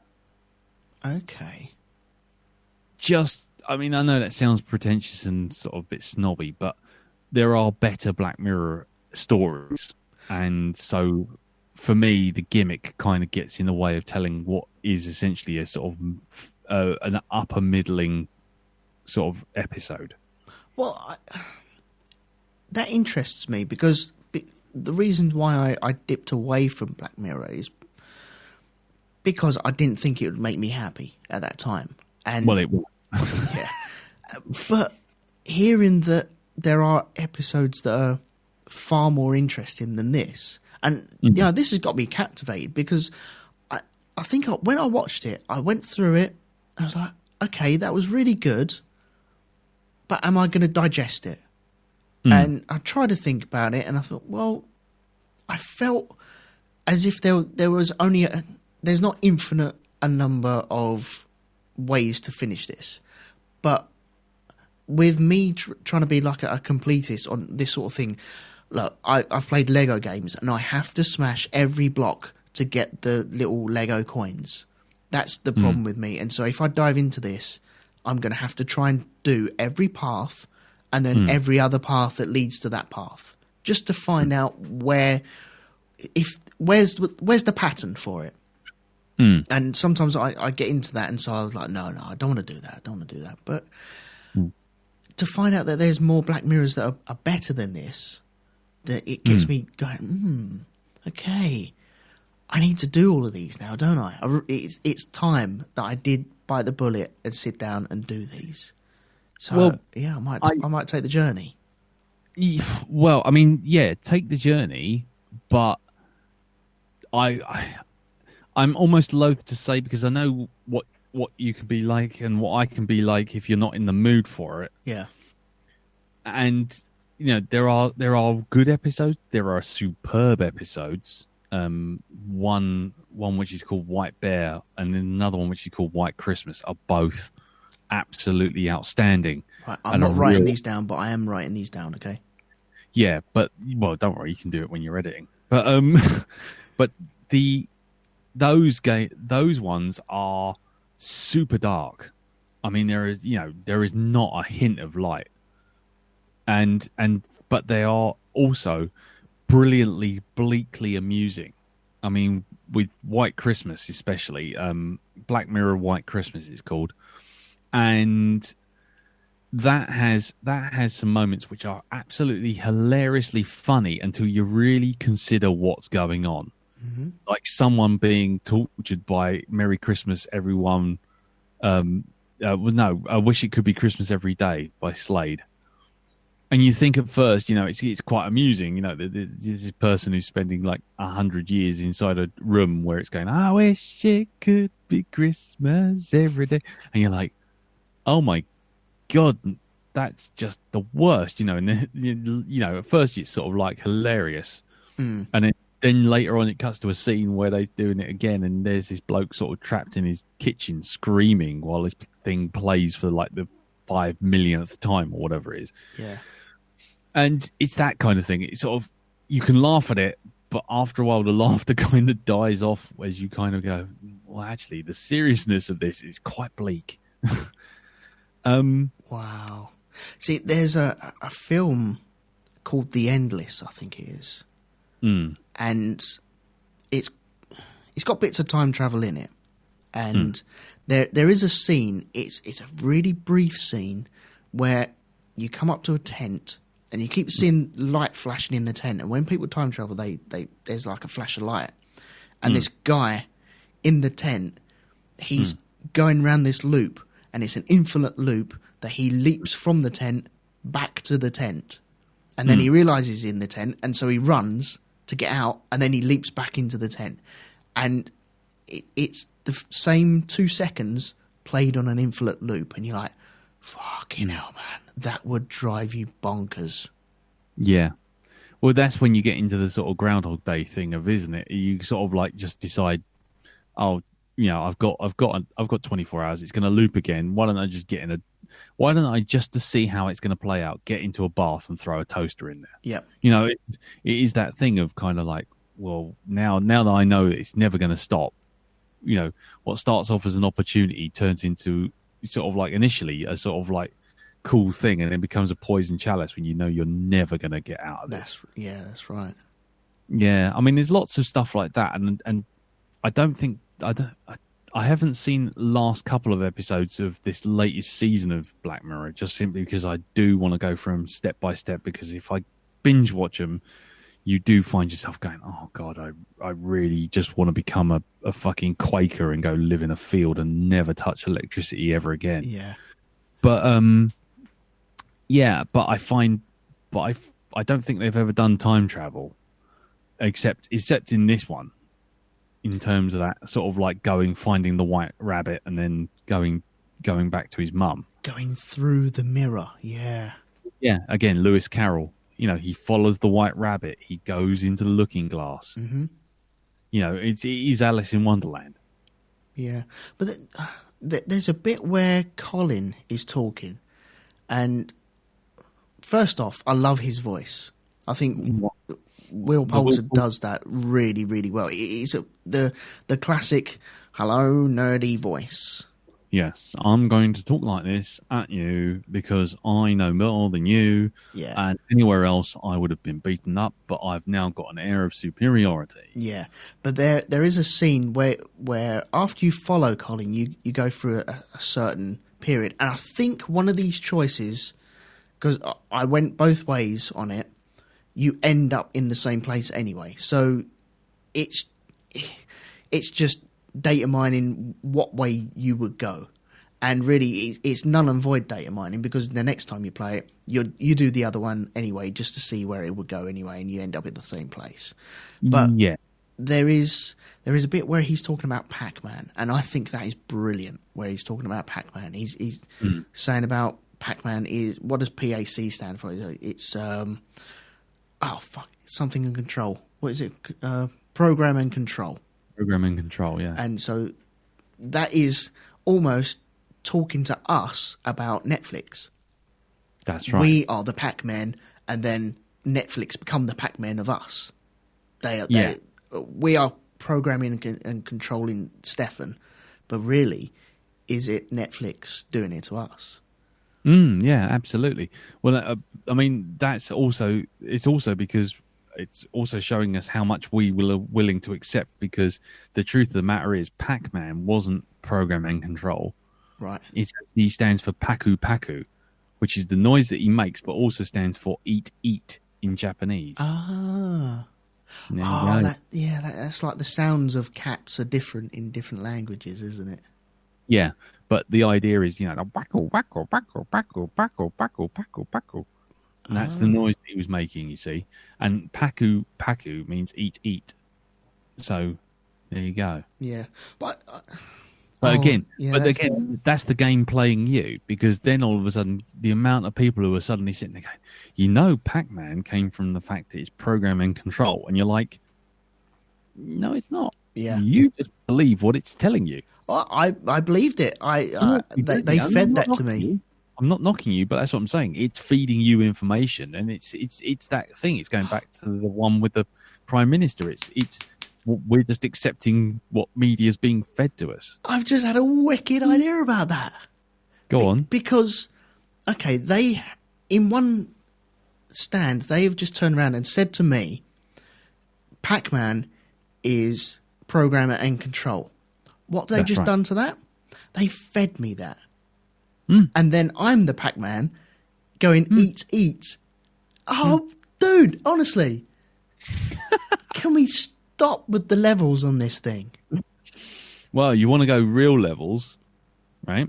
Do you remember what you used to be able to do with a Spectrum, with CFAX? No, because I never had a Spectrum, no. Okay. Well, you know about Spectrums and Commodore 64s, and they used to record on tape, didn't they? Yes, yeah. And you used to have the music, the audio bit that goes beep, beep, yeah, sort of thing, yeah? Right, okay. Well, what used to happen over the summer holidays is that on CFAX, I think it was, I may be wrong, it may have been Oracle, which was on the other channel. That was Channel 4, wasn't it? Was it Channel 4 or ITV? I can't remember. But they used to have a time in the middle of the night where you could actually sort of hear, they play some audio that'd be beep, beep, like that sort of thing. And if you recorded it onto your tape, onto your C60 or C90 or whatever, and then played it into your Spectrum, right, you would actually get a new game. So it'd be free game, provided by the BBC sort of thing. Whoa. Anyway, so what happens at the end of one of your things when you're watching it, yeah? Yeah. You get the right ending. And if you get the right ending, yeah, it in the credits, it's going beep, beep, like that sort of thing. If you take that audio file and play it into a ZX Spectrum emulator... Shut up. It actually loads a ZX Spectrum game... Shut up. Which is a QR code, which is that logo, yeah? Yeah. And if you photograph that QR code, it actually takes you to a website where you can download Nosedive, that game that they're making at the very beginning. Oh, yeah. For a Spectrum emulator. Shut up. The one that Colin's making. Yeah. Yeah. Nosedive. Yeah. But then let's also think about this. To get the good ending, what does Colin have to do? To get the good ending... Oh, yeah, okay. He has to get stoned and do what? Jump out of his flat. Yeah, nosedive. Oh, shit!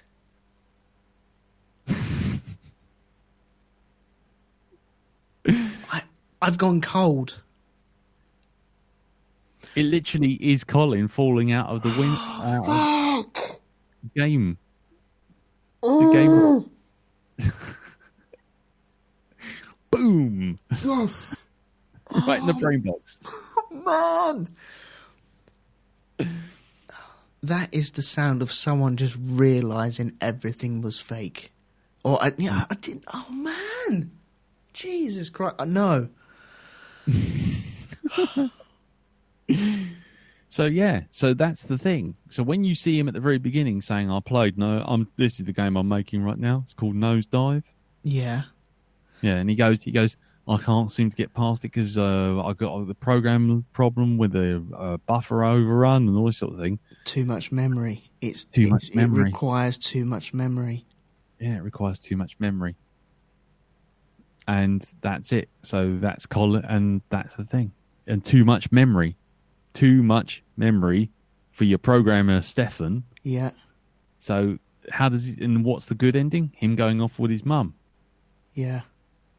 So he has to get rid of too much memory to go back. And the only way to do that is by letting Colin jump out the window. And if he jumps out the window, he's basically doing Nosedive. And Nosedive doesn't work because it's got too much memory. I didn't think about that. When he's playing the game, that's him falling down, isn't it? Yeah. Oh, man alive. Did you do the choice where Stefan jumped out the window? No, that's the only thing I don't think I've done. Because I just kind of think all it's going to do is just come to a complete grinding halt. But I guess it probably doesn't. Well, I haven't done it. Both times I made Colin jump out. But I think that it would just be, that was the wrong choice. And so you'd have to loop back and then follow Colin again and go through all that again. Yeah. But see, with the drugs, the first time I went through, I chose not to take the drugs, and yet you get spiked. Yeah. Yeah. Well, again, it's that illusion of choice, but no choice. Mm-hmm. You think that, this is, no, I'm not going to do that. I'll back away from that conversation. But anyway, it's that whole thing of being told that you've got a choice. But actually, that's the narrative all the way through. No one's got a choice, and you will ultimately end up at the same place no matter what you do. Right. One way or the other. You might think you've got a different choice, but really, ultimately, you don't. You always end up at the credits. You always end up with that girl doing the programming at the end. Yep. Oh, no. What? Oh. Post-credit sequence. So... Okay, so the first time I came to an end, I didn't say watch the credits. So you only get that after... Yeah. Oh, okay, fine. Yeah, first time I didn't press the watch credits or jump to credits. Well, did you notice who she was, though? No. The lady doing the programming? No, I didn't notice who she was. Her name was Pearl. It's the daughter that you see... Colin, the programmer, Colin. Man alive! He says, this is my... it's my legacy. My legacy, Pearl, like this sort of thing. And that's her at the end doing the programming of Bandersnatch. Right. Oh, shit. And that's the thing. And she gets really confused and upset. So all she does is one of two things. She either pours tea over the computer... Yeah. Or smashes it in the face and just goes and just has enough of it. Yeah. I've only seen that once. Oh man, that was good then. Yeah. Jesus Christ! I've missed so much on this. Not missed it. You've not missed it because, like I say, how many times do I have to go fucking through it? That's what I'm saying. It's not there to. You get out of it what you sort of put in, if you know what I mean. If you watch it once and go, well, that was interesting, that was cool, fine. But then if you want to, like I said before, do the sort of Reddit tinfoil hat brigade and go through everything and see where all the themes link together, then yeah.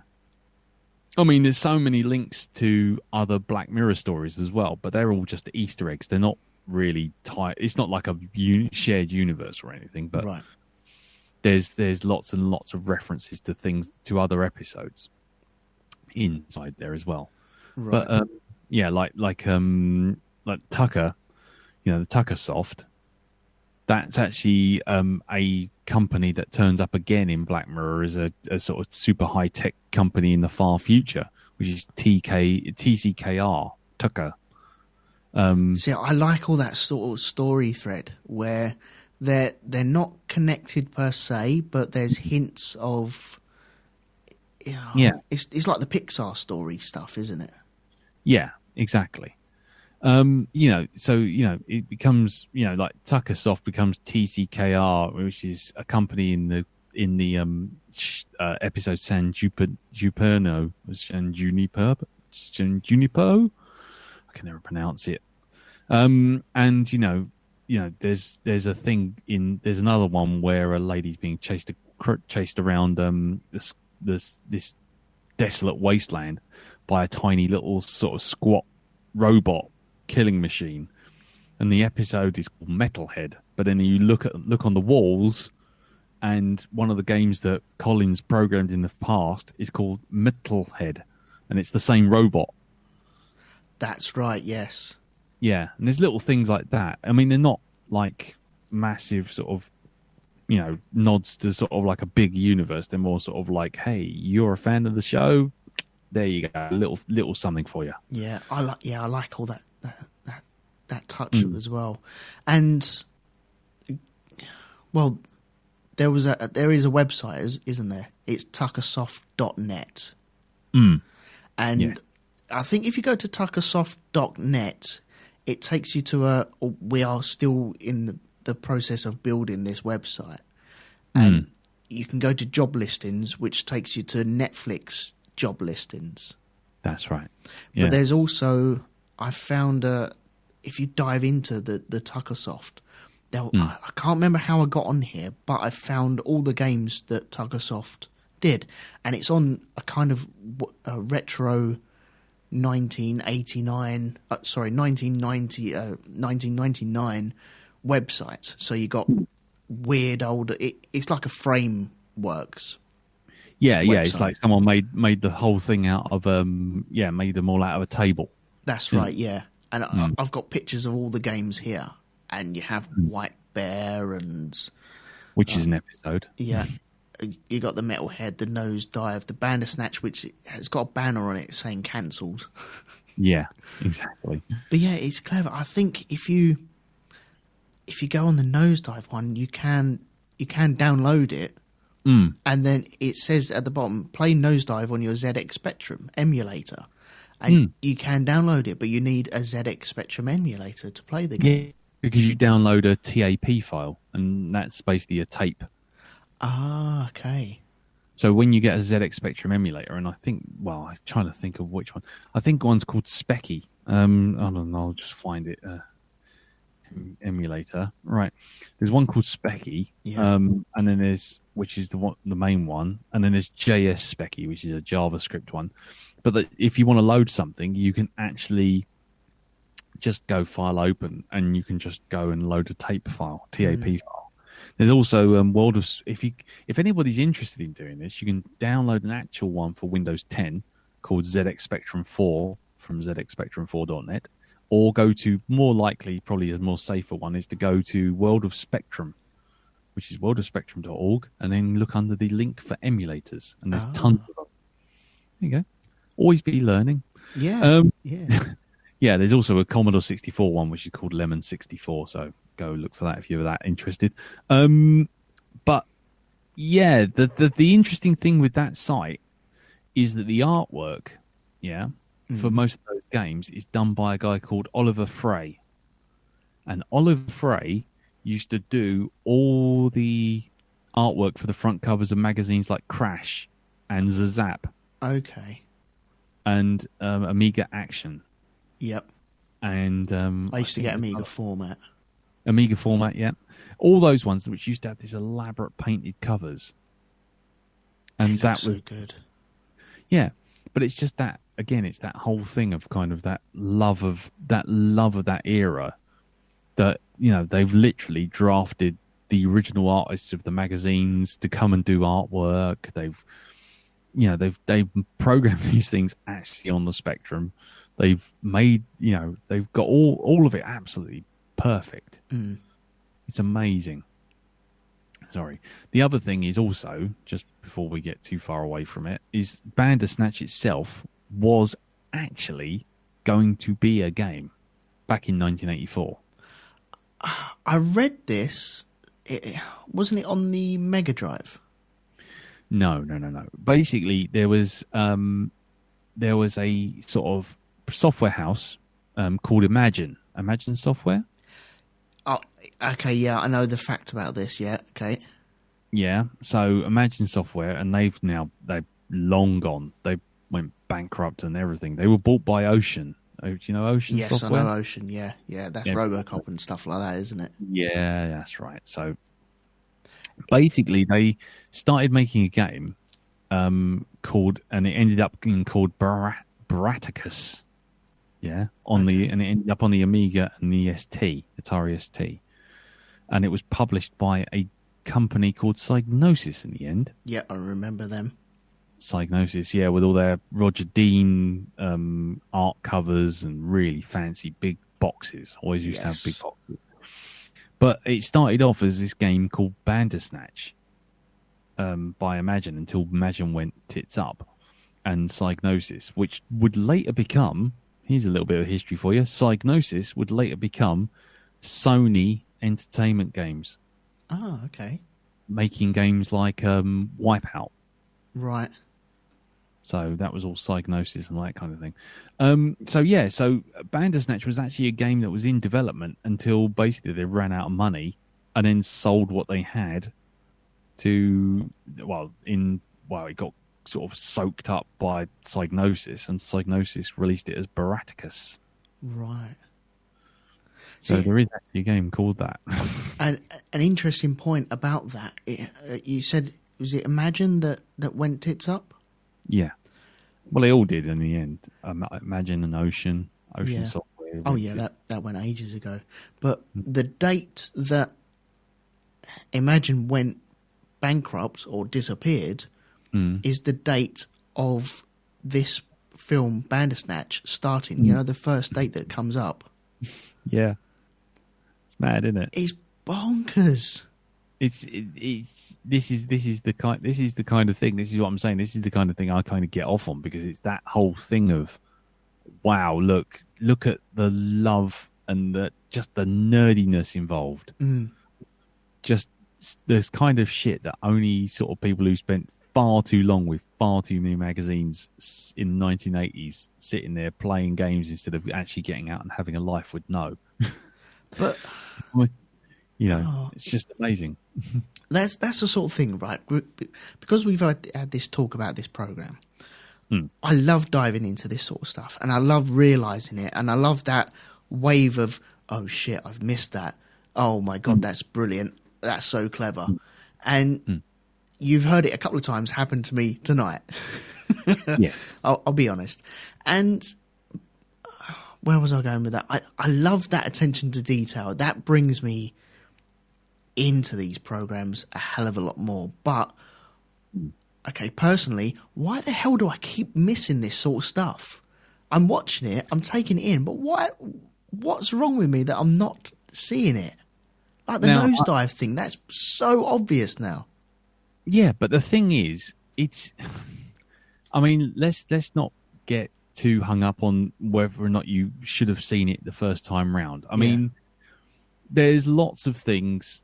I mean, blimey, between you and me and Jim and Darren watching films for the last 10 years on Black Dog, I mean, there's always someone who's going to come at something with a different point of view, or find things that are more important, or have a different worldview and see things slightly differently and go, oh, well, did you not see X, Y, and Z? I mean, go to one of my favorite films of all time, Alien. When I watched it as an 8-year-old, I just saw a monster chasing a bunch of people around a spaceship. What I didn't see was the spaceship is a haunted house. What I didn't see was the monster is a big giant penis, and I didn't see the whole thing as a rape and allegory for men. Yeah. None of that stuff made any sense to me. None of that stuff made any sense to me until until I was in my sort of late teens, early 20s, and I watched it, and I'm like, oh fucking hell, all this stuff I've missed, and seeing things like Blazing Saddles, which is on the face of it quite a horrifically racist comedy, but actually what it is a comedy taking the piss out of racists. Yeah. And again, it's that sort of thing of, and Jaws isn't about the shark, it's about the men on the boat, really. And all those kind of things only come with time. And, anyone who says that they get all this shit in one go and just sit there stroking their chins and going, well, obviously this is a big study on loneliness and loss, and obviously you can tell. Blah, blah, blah. It's like, fuck off. Yeah, see, sometimes I'm glad I don't get it all at once, because then it gives me multiple choices to enjoy it. If I got it all in one go, then, okay, I've got all the information, I can digest it. Okay, this is what I think of it. Never need to watch that again. Mm. But go on. Arrival. That was a film that I got and I understood, and before the ending, I was like, yeah, I kind of know where this is going. And when it happens, wasn't impressed. Mm. But that's wrong, but fair enough. Yeah, but then I'll watch this and just miss half of it. Well, I mean, there's different ways of appreciating things with things in it.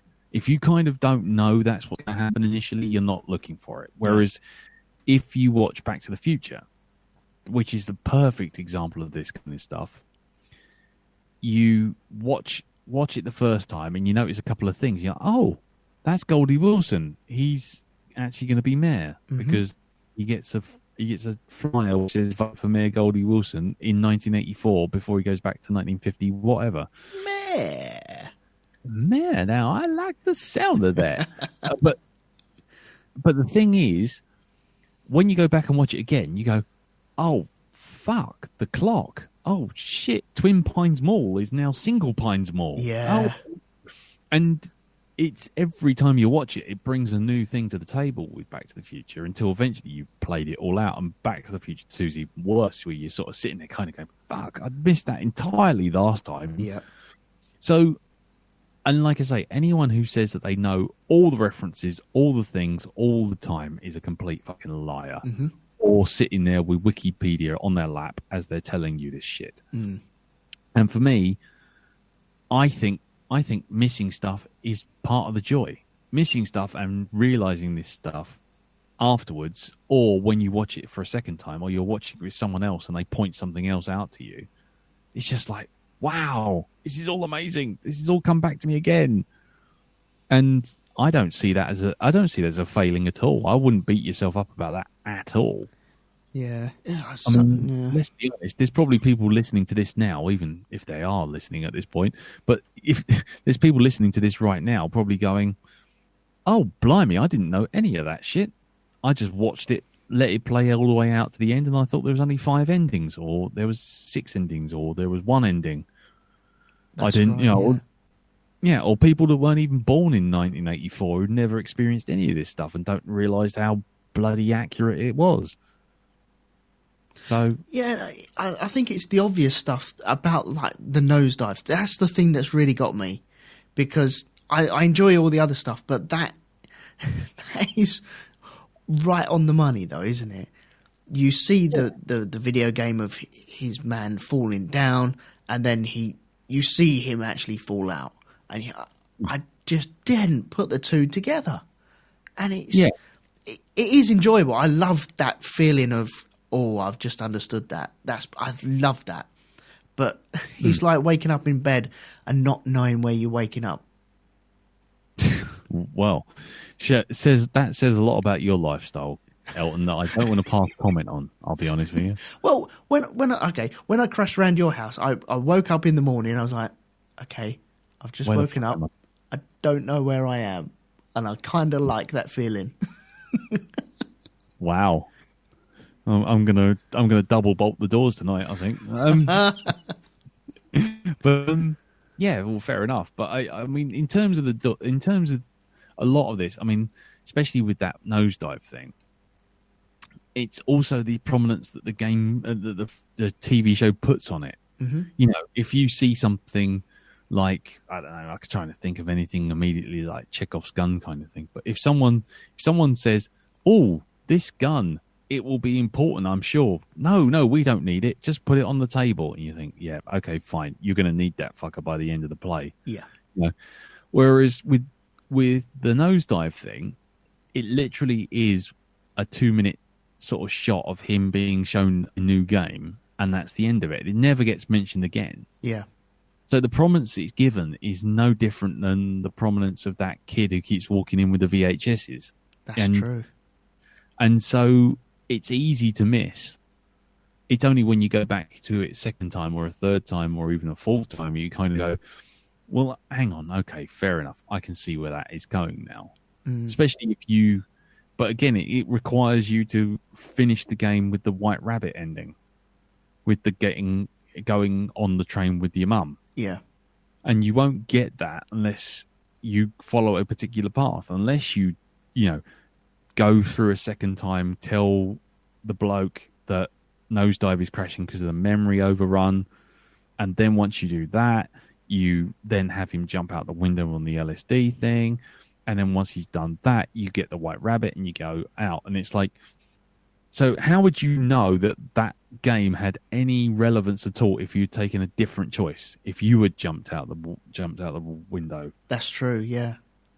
If you hadn't got the White Rabbit thing because of your memories, if you instead of going to bed holding your family's photo, you go to bed holding to the book by the writer going about choices and game choices. Mm-hmm. Because all of those things will change it, and so will change the emphasis of the things that you've seen before and how much they actually really matter. Yeah. So that's what I'm saying. This is a different thing. This is not like watching The Matrix and going, "Oh yeah, right at the very beginning, he's in The Matrix. Oh, I should notice that all along." You know, it's not like that. Or sitting there trying to decode what the fucking architect says in the second film. No, it's more like a level boss, isn't it? Yeah. It's more like if you've taken the right path, this will mean something. Yeah. If you don't, it won't. And so you can't really be blamed for missing anything like that. No. Because the significance of it really does change based on how you played out to the end. Yeah. No, it's just so good. So good. Okay, right. With that, all that we've said in mind, what does this mean for the future of TV and Netflix and stuff? Are we going to see more of this type of program, do you reckon? Because I think it's gone down quite well, hasn't it? Yeah, it's gone down very well. I mean, it's not the most well received of the Black Mirror films. I'll be honest with you. It's kind of, I think CNN said something along the lines of A for effort and C+ for execution, because there are bits which are dull. That's the general gist. That's not my opinion personally, but there you go. And a lot of people complaining about the fact that actually having to pause and make story choices pulls you out of the story. Again, maybe that's because they're not gamers, and that's another thing. You know, we're watching it with 30, 40 years of video gaming history behind us, going, oh yeah, I've done something like this before. You know, I've read books, I've read Choose Your Own Adventure books, you know, all this sort of thing. That's the thing. I used to read Choose Your Own Adventure books and used to love them. So this is just a massive nostalgia kick for me. Exactly. But that's what I'm saying. We're pre-programmed almost to react to the game the way the game needed to be reacted to, or the show needed to be reacted to. Whereas a lot of people who are just reviewing it are going, well, it's a novel gimmick, but so what? As far as where this takes us from here on in, I don't know, because I know for a fact, because I've again, the Black Mirror Reddit, I know for a fact that this thing took so long to make that it's actually knocked Series 6 of Black Mirror off by like 12 months. Wow. Their schedule went completely out the window. They're going to be releasing some new ones pretty soon. But the point was, this one took so long to make because for a 90-minute film, you've literally filmed 5 to 6 hours of additional footage. Yeah. All of which has to be treated and filmed and taken care of and edited to fit with everything else. So the manpower involved in that was exponentially bigger than just filming something. Yeah, it is a season in itself, really, isn't it? Exactly. And so unless that process gets faster or someone comes along with so much money that they can literally employ 8 or 9 film crews all simultaneously filming on something, I don't see this as being anything more than a curio. I may eat my words, but in what 2 years that the technology's even been in there inside Netflix, you've literally only had the Minecraft TV series or TV episode, and you've had this. Right. And like I say, unless the production improves, the ability to produce this stuff improves, then I can't see anything like this being a regular occurrence. If anything, the only thing it could do is live events. In terms of you're watching something, there's 6 cameras and they're all streaming. And as they're all streaming, you're the editor flicking between the action. Sports have done that for a long, long time, and that's kind of gone away. Yeah, but that's because you're watching action that's changing all the time. Do you know what I mean? If you were, and I don't watch this, so you're just going to have to forgive me for just pulling it out my arse. But if you look at a soap like Coronation Street or EastEnders, right, where there's multiple stories going on at the same time, and you suddenly go, right, okay, well, there's multiple stories going on at the same time. There are scenes that are being played out. If they're being played out anyway, and they're going to be filmed anyway, if you had like 2 static cameras in every set, so let's say 2 in the Queen Vic, 2 in someone's house, and 2 in the square, and you can flick between them, you can essentially experience a story in the way you want to experience it. So you follow these characters. So from your angle, yeah. Yeah, from your angle. And that's the only way I could see it being played out, because then the story's still playing out in real time, but you might only get half the story because you're not an expert editor. So you'll, I don't know, follow whoever, Phil. Let's pull. I don't even know if he's even fucking in it anymore. I love the fact that you're trying this. I know, I'm really stretching it, but you could follow him on his day through the square to his house, sitting down, watching some telly, eating some dinner or whatever, and it'll be a full single, in that 90 minutes of TV show, you could follow him and nothing happened. But if you switched cameras to the outside, there's some shit going down because that scene's still being played out. And so, as far as you're concerned, EastEnders Phil edition is quite a fucking boring one on the Tuesday, whereas EastEnders, the Albert Square one, is playing out, and you've got 2 cameras watching someone have a fight over some other person who's got pregnant or whatever. And it's like, oh, that's interesting. I'll flick to that camera over there. And, so then when you cut to, I don't know, next episode and it's Christmas and it's in the Queen Vic and someone gets stabbed, if you've been following Phil, you have no idea what has fucking happened. But if you've been following some, shenanigans out in the garden, you're like, oh, I know what this is all about. And then it becomes like a cooler, round the cooler sort of water cooler moment, because you're suddenly saying, oh, did you not follow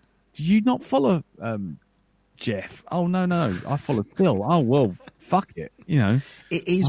It's going back to the night crawler thing again, isn't it? Night trap. The night trap thing. Yeah. Yeah. Well, if you don't get the right camera, then you don't get the right story. That's right. And then you have to watch that. You either watch that episode again, or you have to catch up online with information that other people have seen. I mean, if it goes anywhere, that'll be where it go. Because if you can do it live or do it, sort of slightly pre-recorded, if you pre-record like 3 events and people can flick between them, then they can have their own, oh, nothing happened in Phil's land today, but the Vic got fucking burnt to the ground while he was having a cup of tea. So, Nice.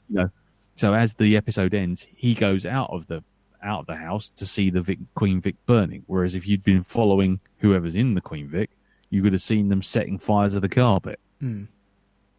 Do you know what I mean? Yeah. That's the only way it could work if it was done sort of almost live and just with some standard setups.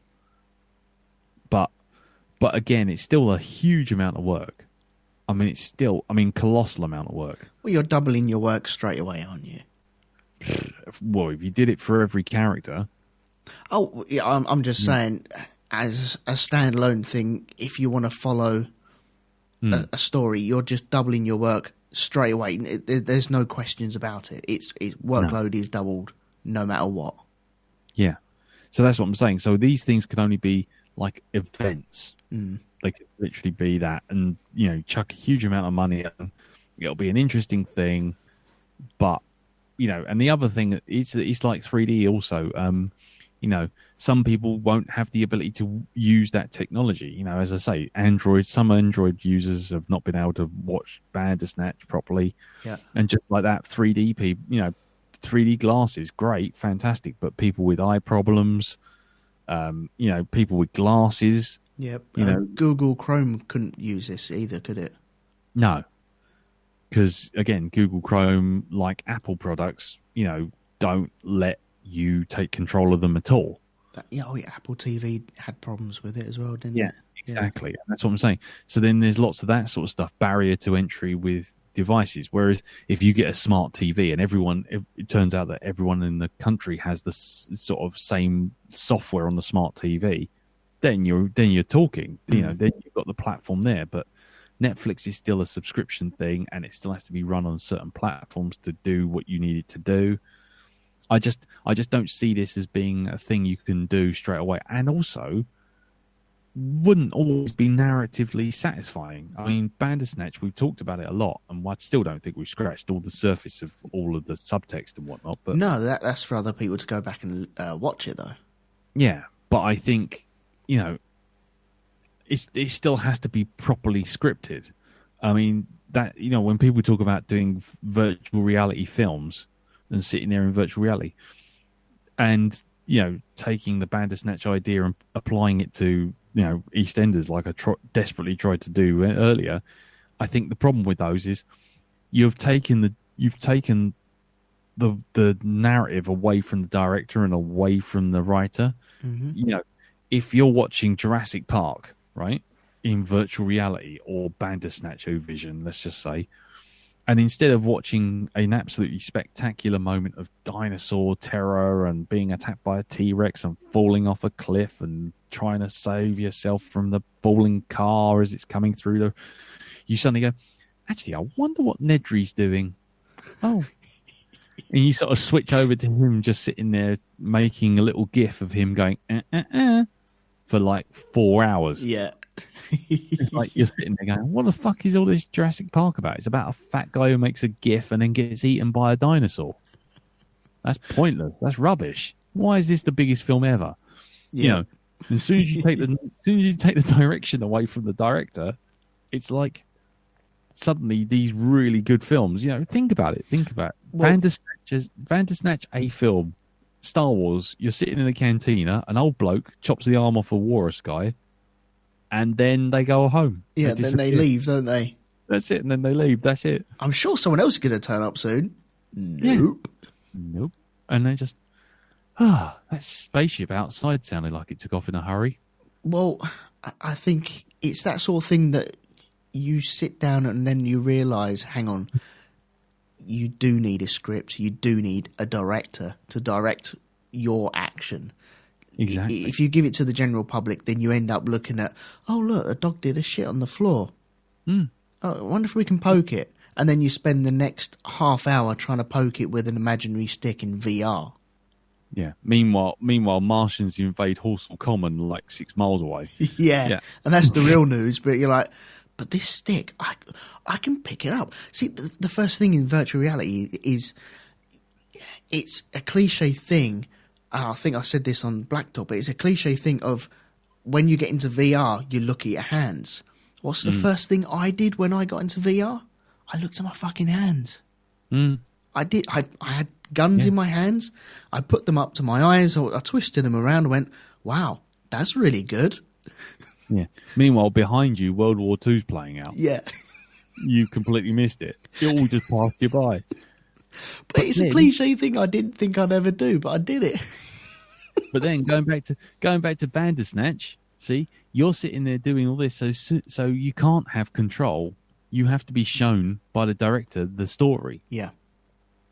So again, Bandersnatch, illusion of control. You're sitting there thinking, "Oh, look, I could go do this. I can go tell them that." No, you can only do what the director's showing you. Yeah, you can just walk around the office, maybe. I don't know, but yeah, they have tried that on sports. You have your own camera angle and your own commentary team as well.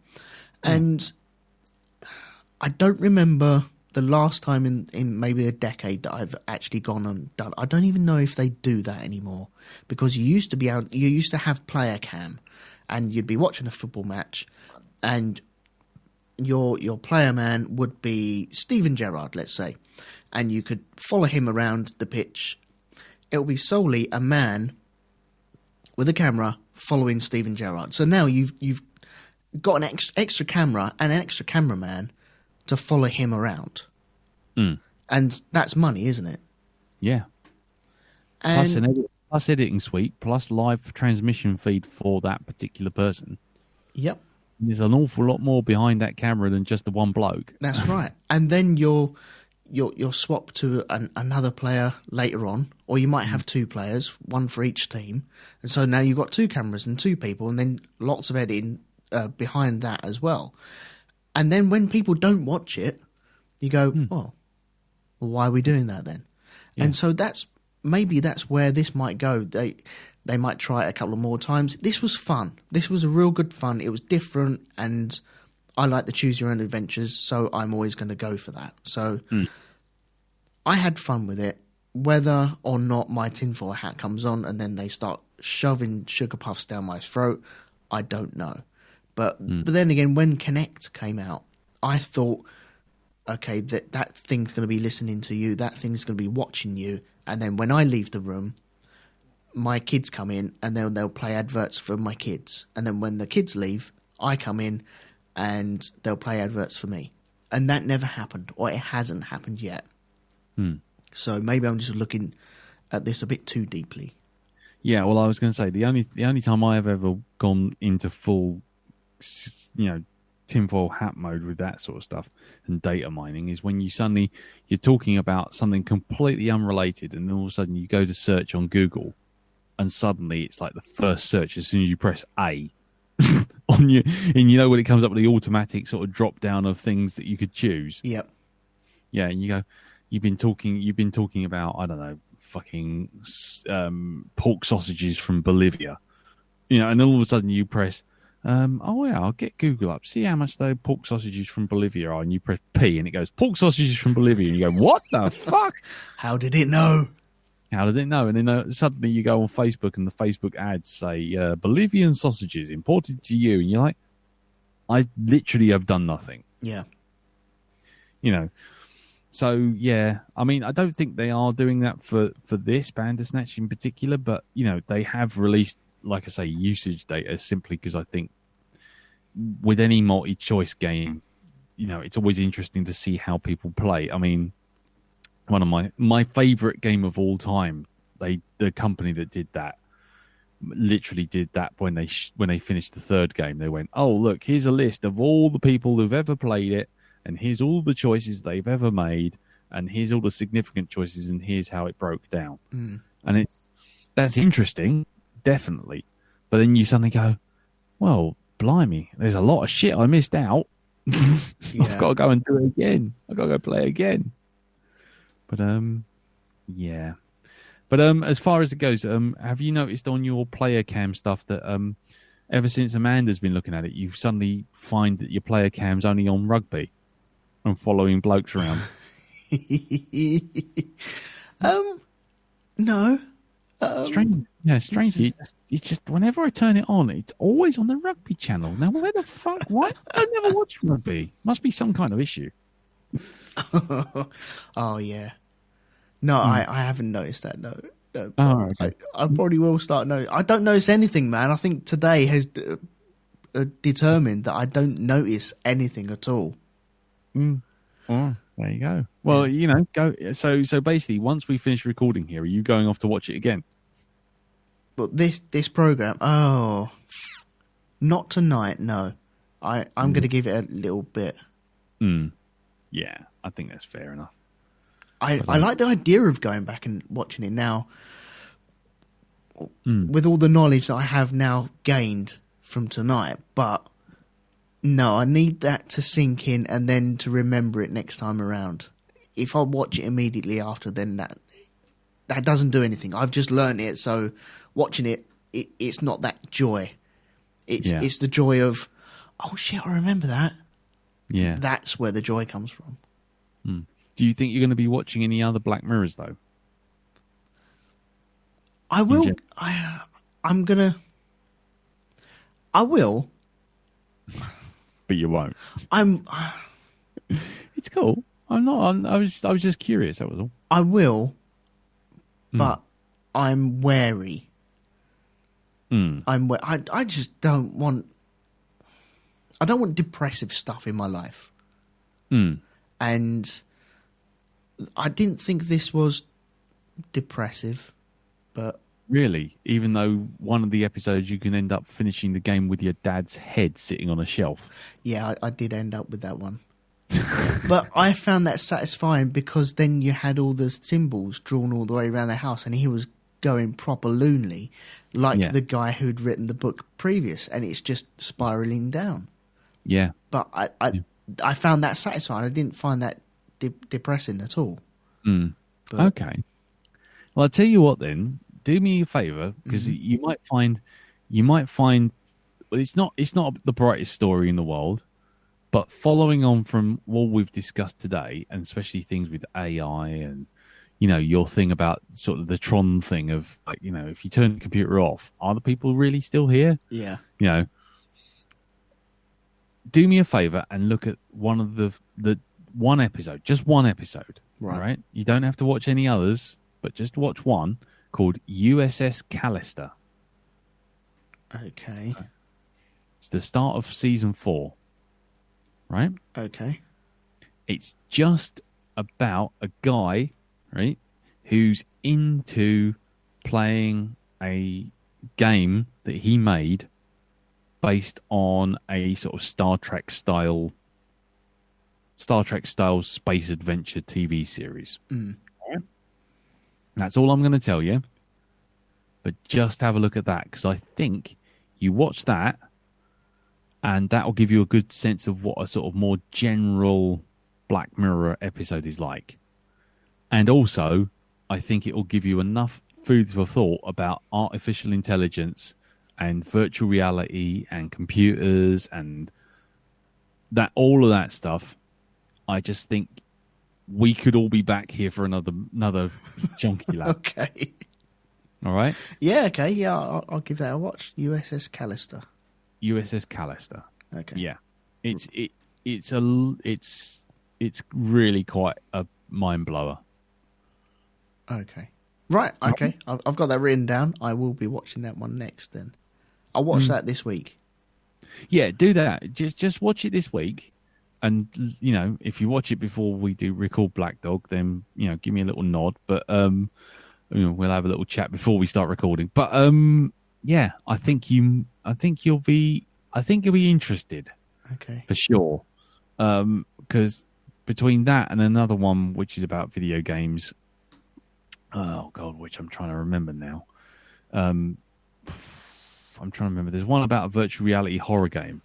Bit like someone wanting to play Alien Isolation, which is quite funny. It's quite funny, but it's also quite scary. Right. But it's really quite cool in terms of how you go, bloody hell, fire. That's where it could go. That's where it could go. Yeah. Yeah. And hold on, I'm just trying to remember what episode it was. It's season. I think it's also season 4. I think it's called Crocodile. Is it? No, not Crocodile. Oh God, it's Archangel. No, not Archangel. Archangel's one with a very odd one. Playtest. Playtest. Okay. Yeah. Playtest.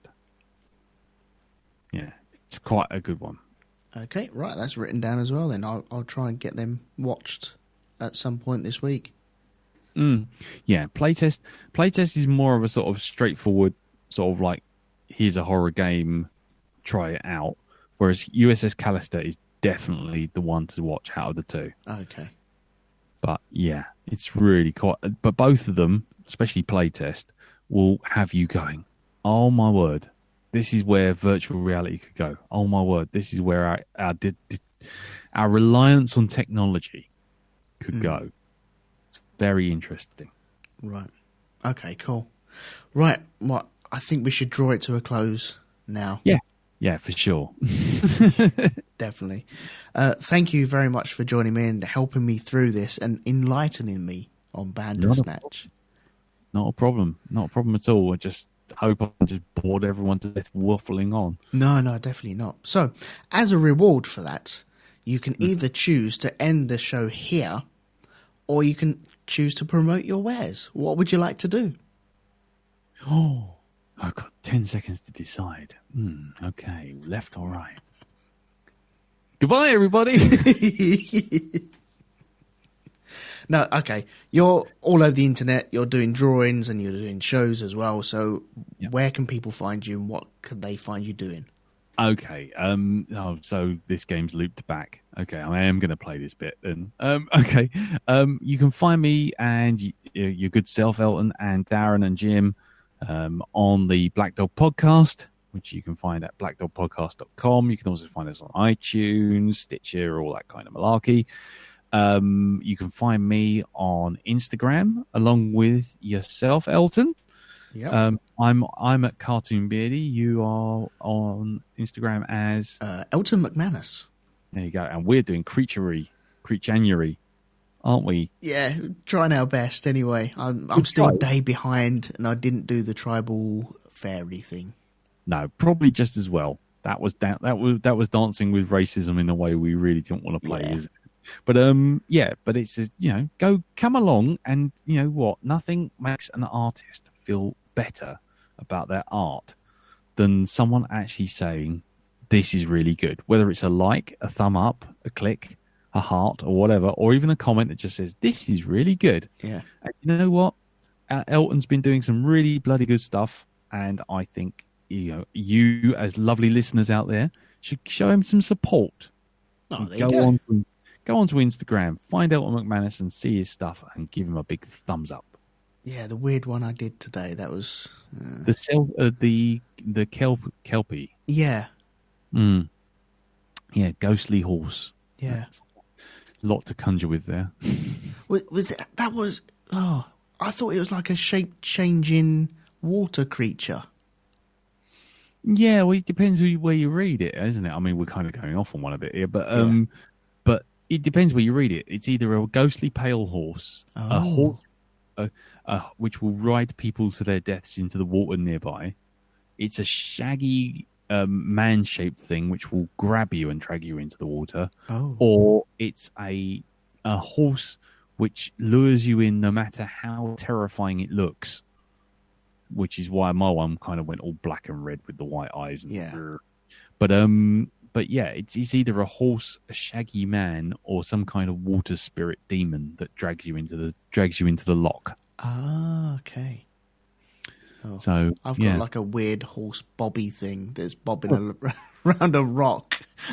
Which is exactly fine. Yeah, it's exactly how you want to interpret it. Tomorrow's one's the one we're doing now should be this today. That's a weird one. An orange frogman from Australian myth. Ooh, okay. I'm looking forward to doing that. Yeah. So yeah, I'll pop along and see Cartoon Beardy's stuff as well. please like and share and put little hearts on it as well. Yeah, and rate and review this blooming podcast. It needs reviews and 5 stars on iTunes. Get out there, people. He don't ask for much. Just a little bit of appreciation. No. Always good. Always good. Just to say thank you. Cheers, man. Thank you very much. No worries. Where else can you catch me then? We said about Black Dog? Yeah, we have said about Black Dog, haven't we? It's the only thing I've got to promote. Of course I did it. Good, man. I got Windy Pops, man. Pardon me. Have you? Yeah. You can catch me on the new show, which is Into The Expanse, where myself and Andy talk about The Expanse. We're going through season 1 at the moment. We have 3 episodes recorded. We've got 2 dropped. The next one's dropping next Thursday. And yeah, hopefully, we'll get the season done, and then we'll see how we feel about doing season 2 after that. So pop along to all your normal places where you pick up your podcasts. So that leaves me to say thank you once again to Lee for joining me for this. You have enlightened everyone, I feel. I hope so, or I've bored them to death. Either one, they're still leaving with the money that they came with. I don't know what that means, but yeah, I'm getting really tired. Yeah, it is late. Yeah. So it leaves me to say thank you very much, and please leave quietly. This is a residential area.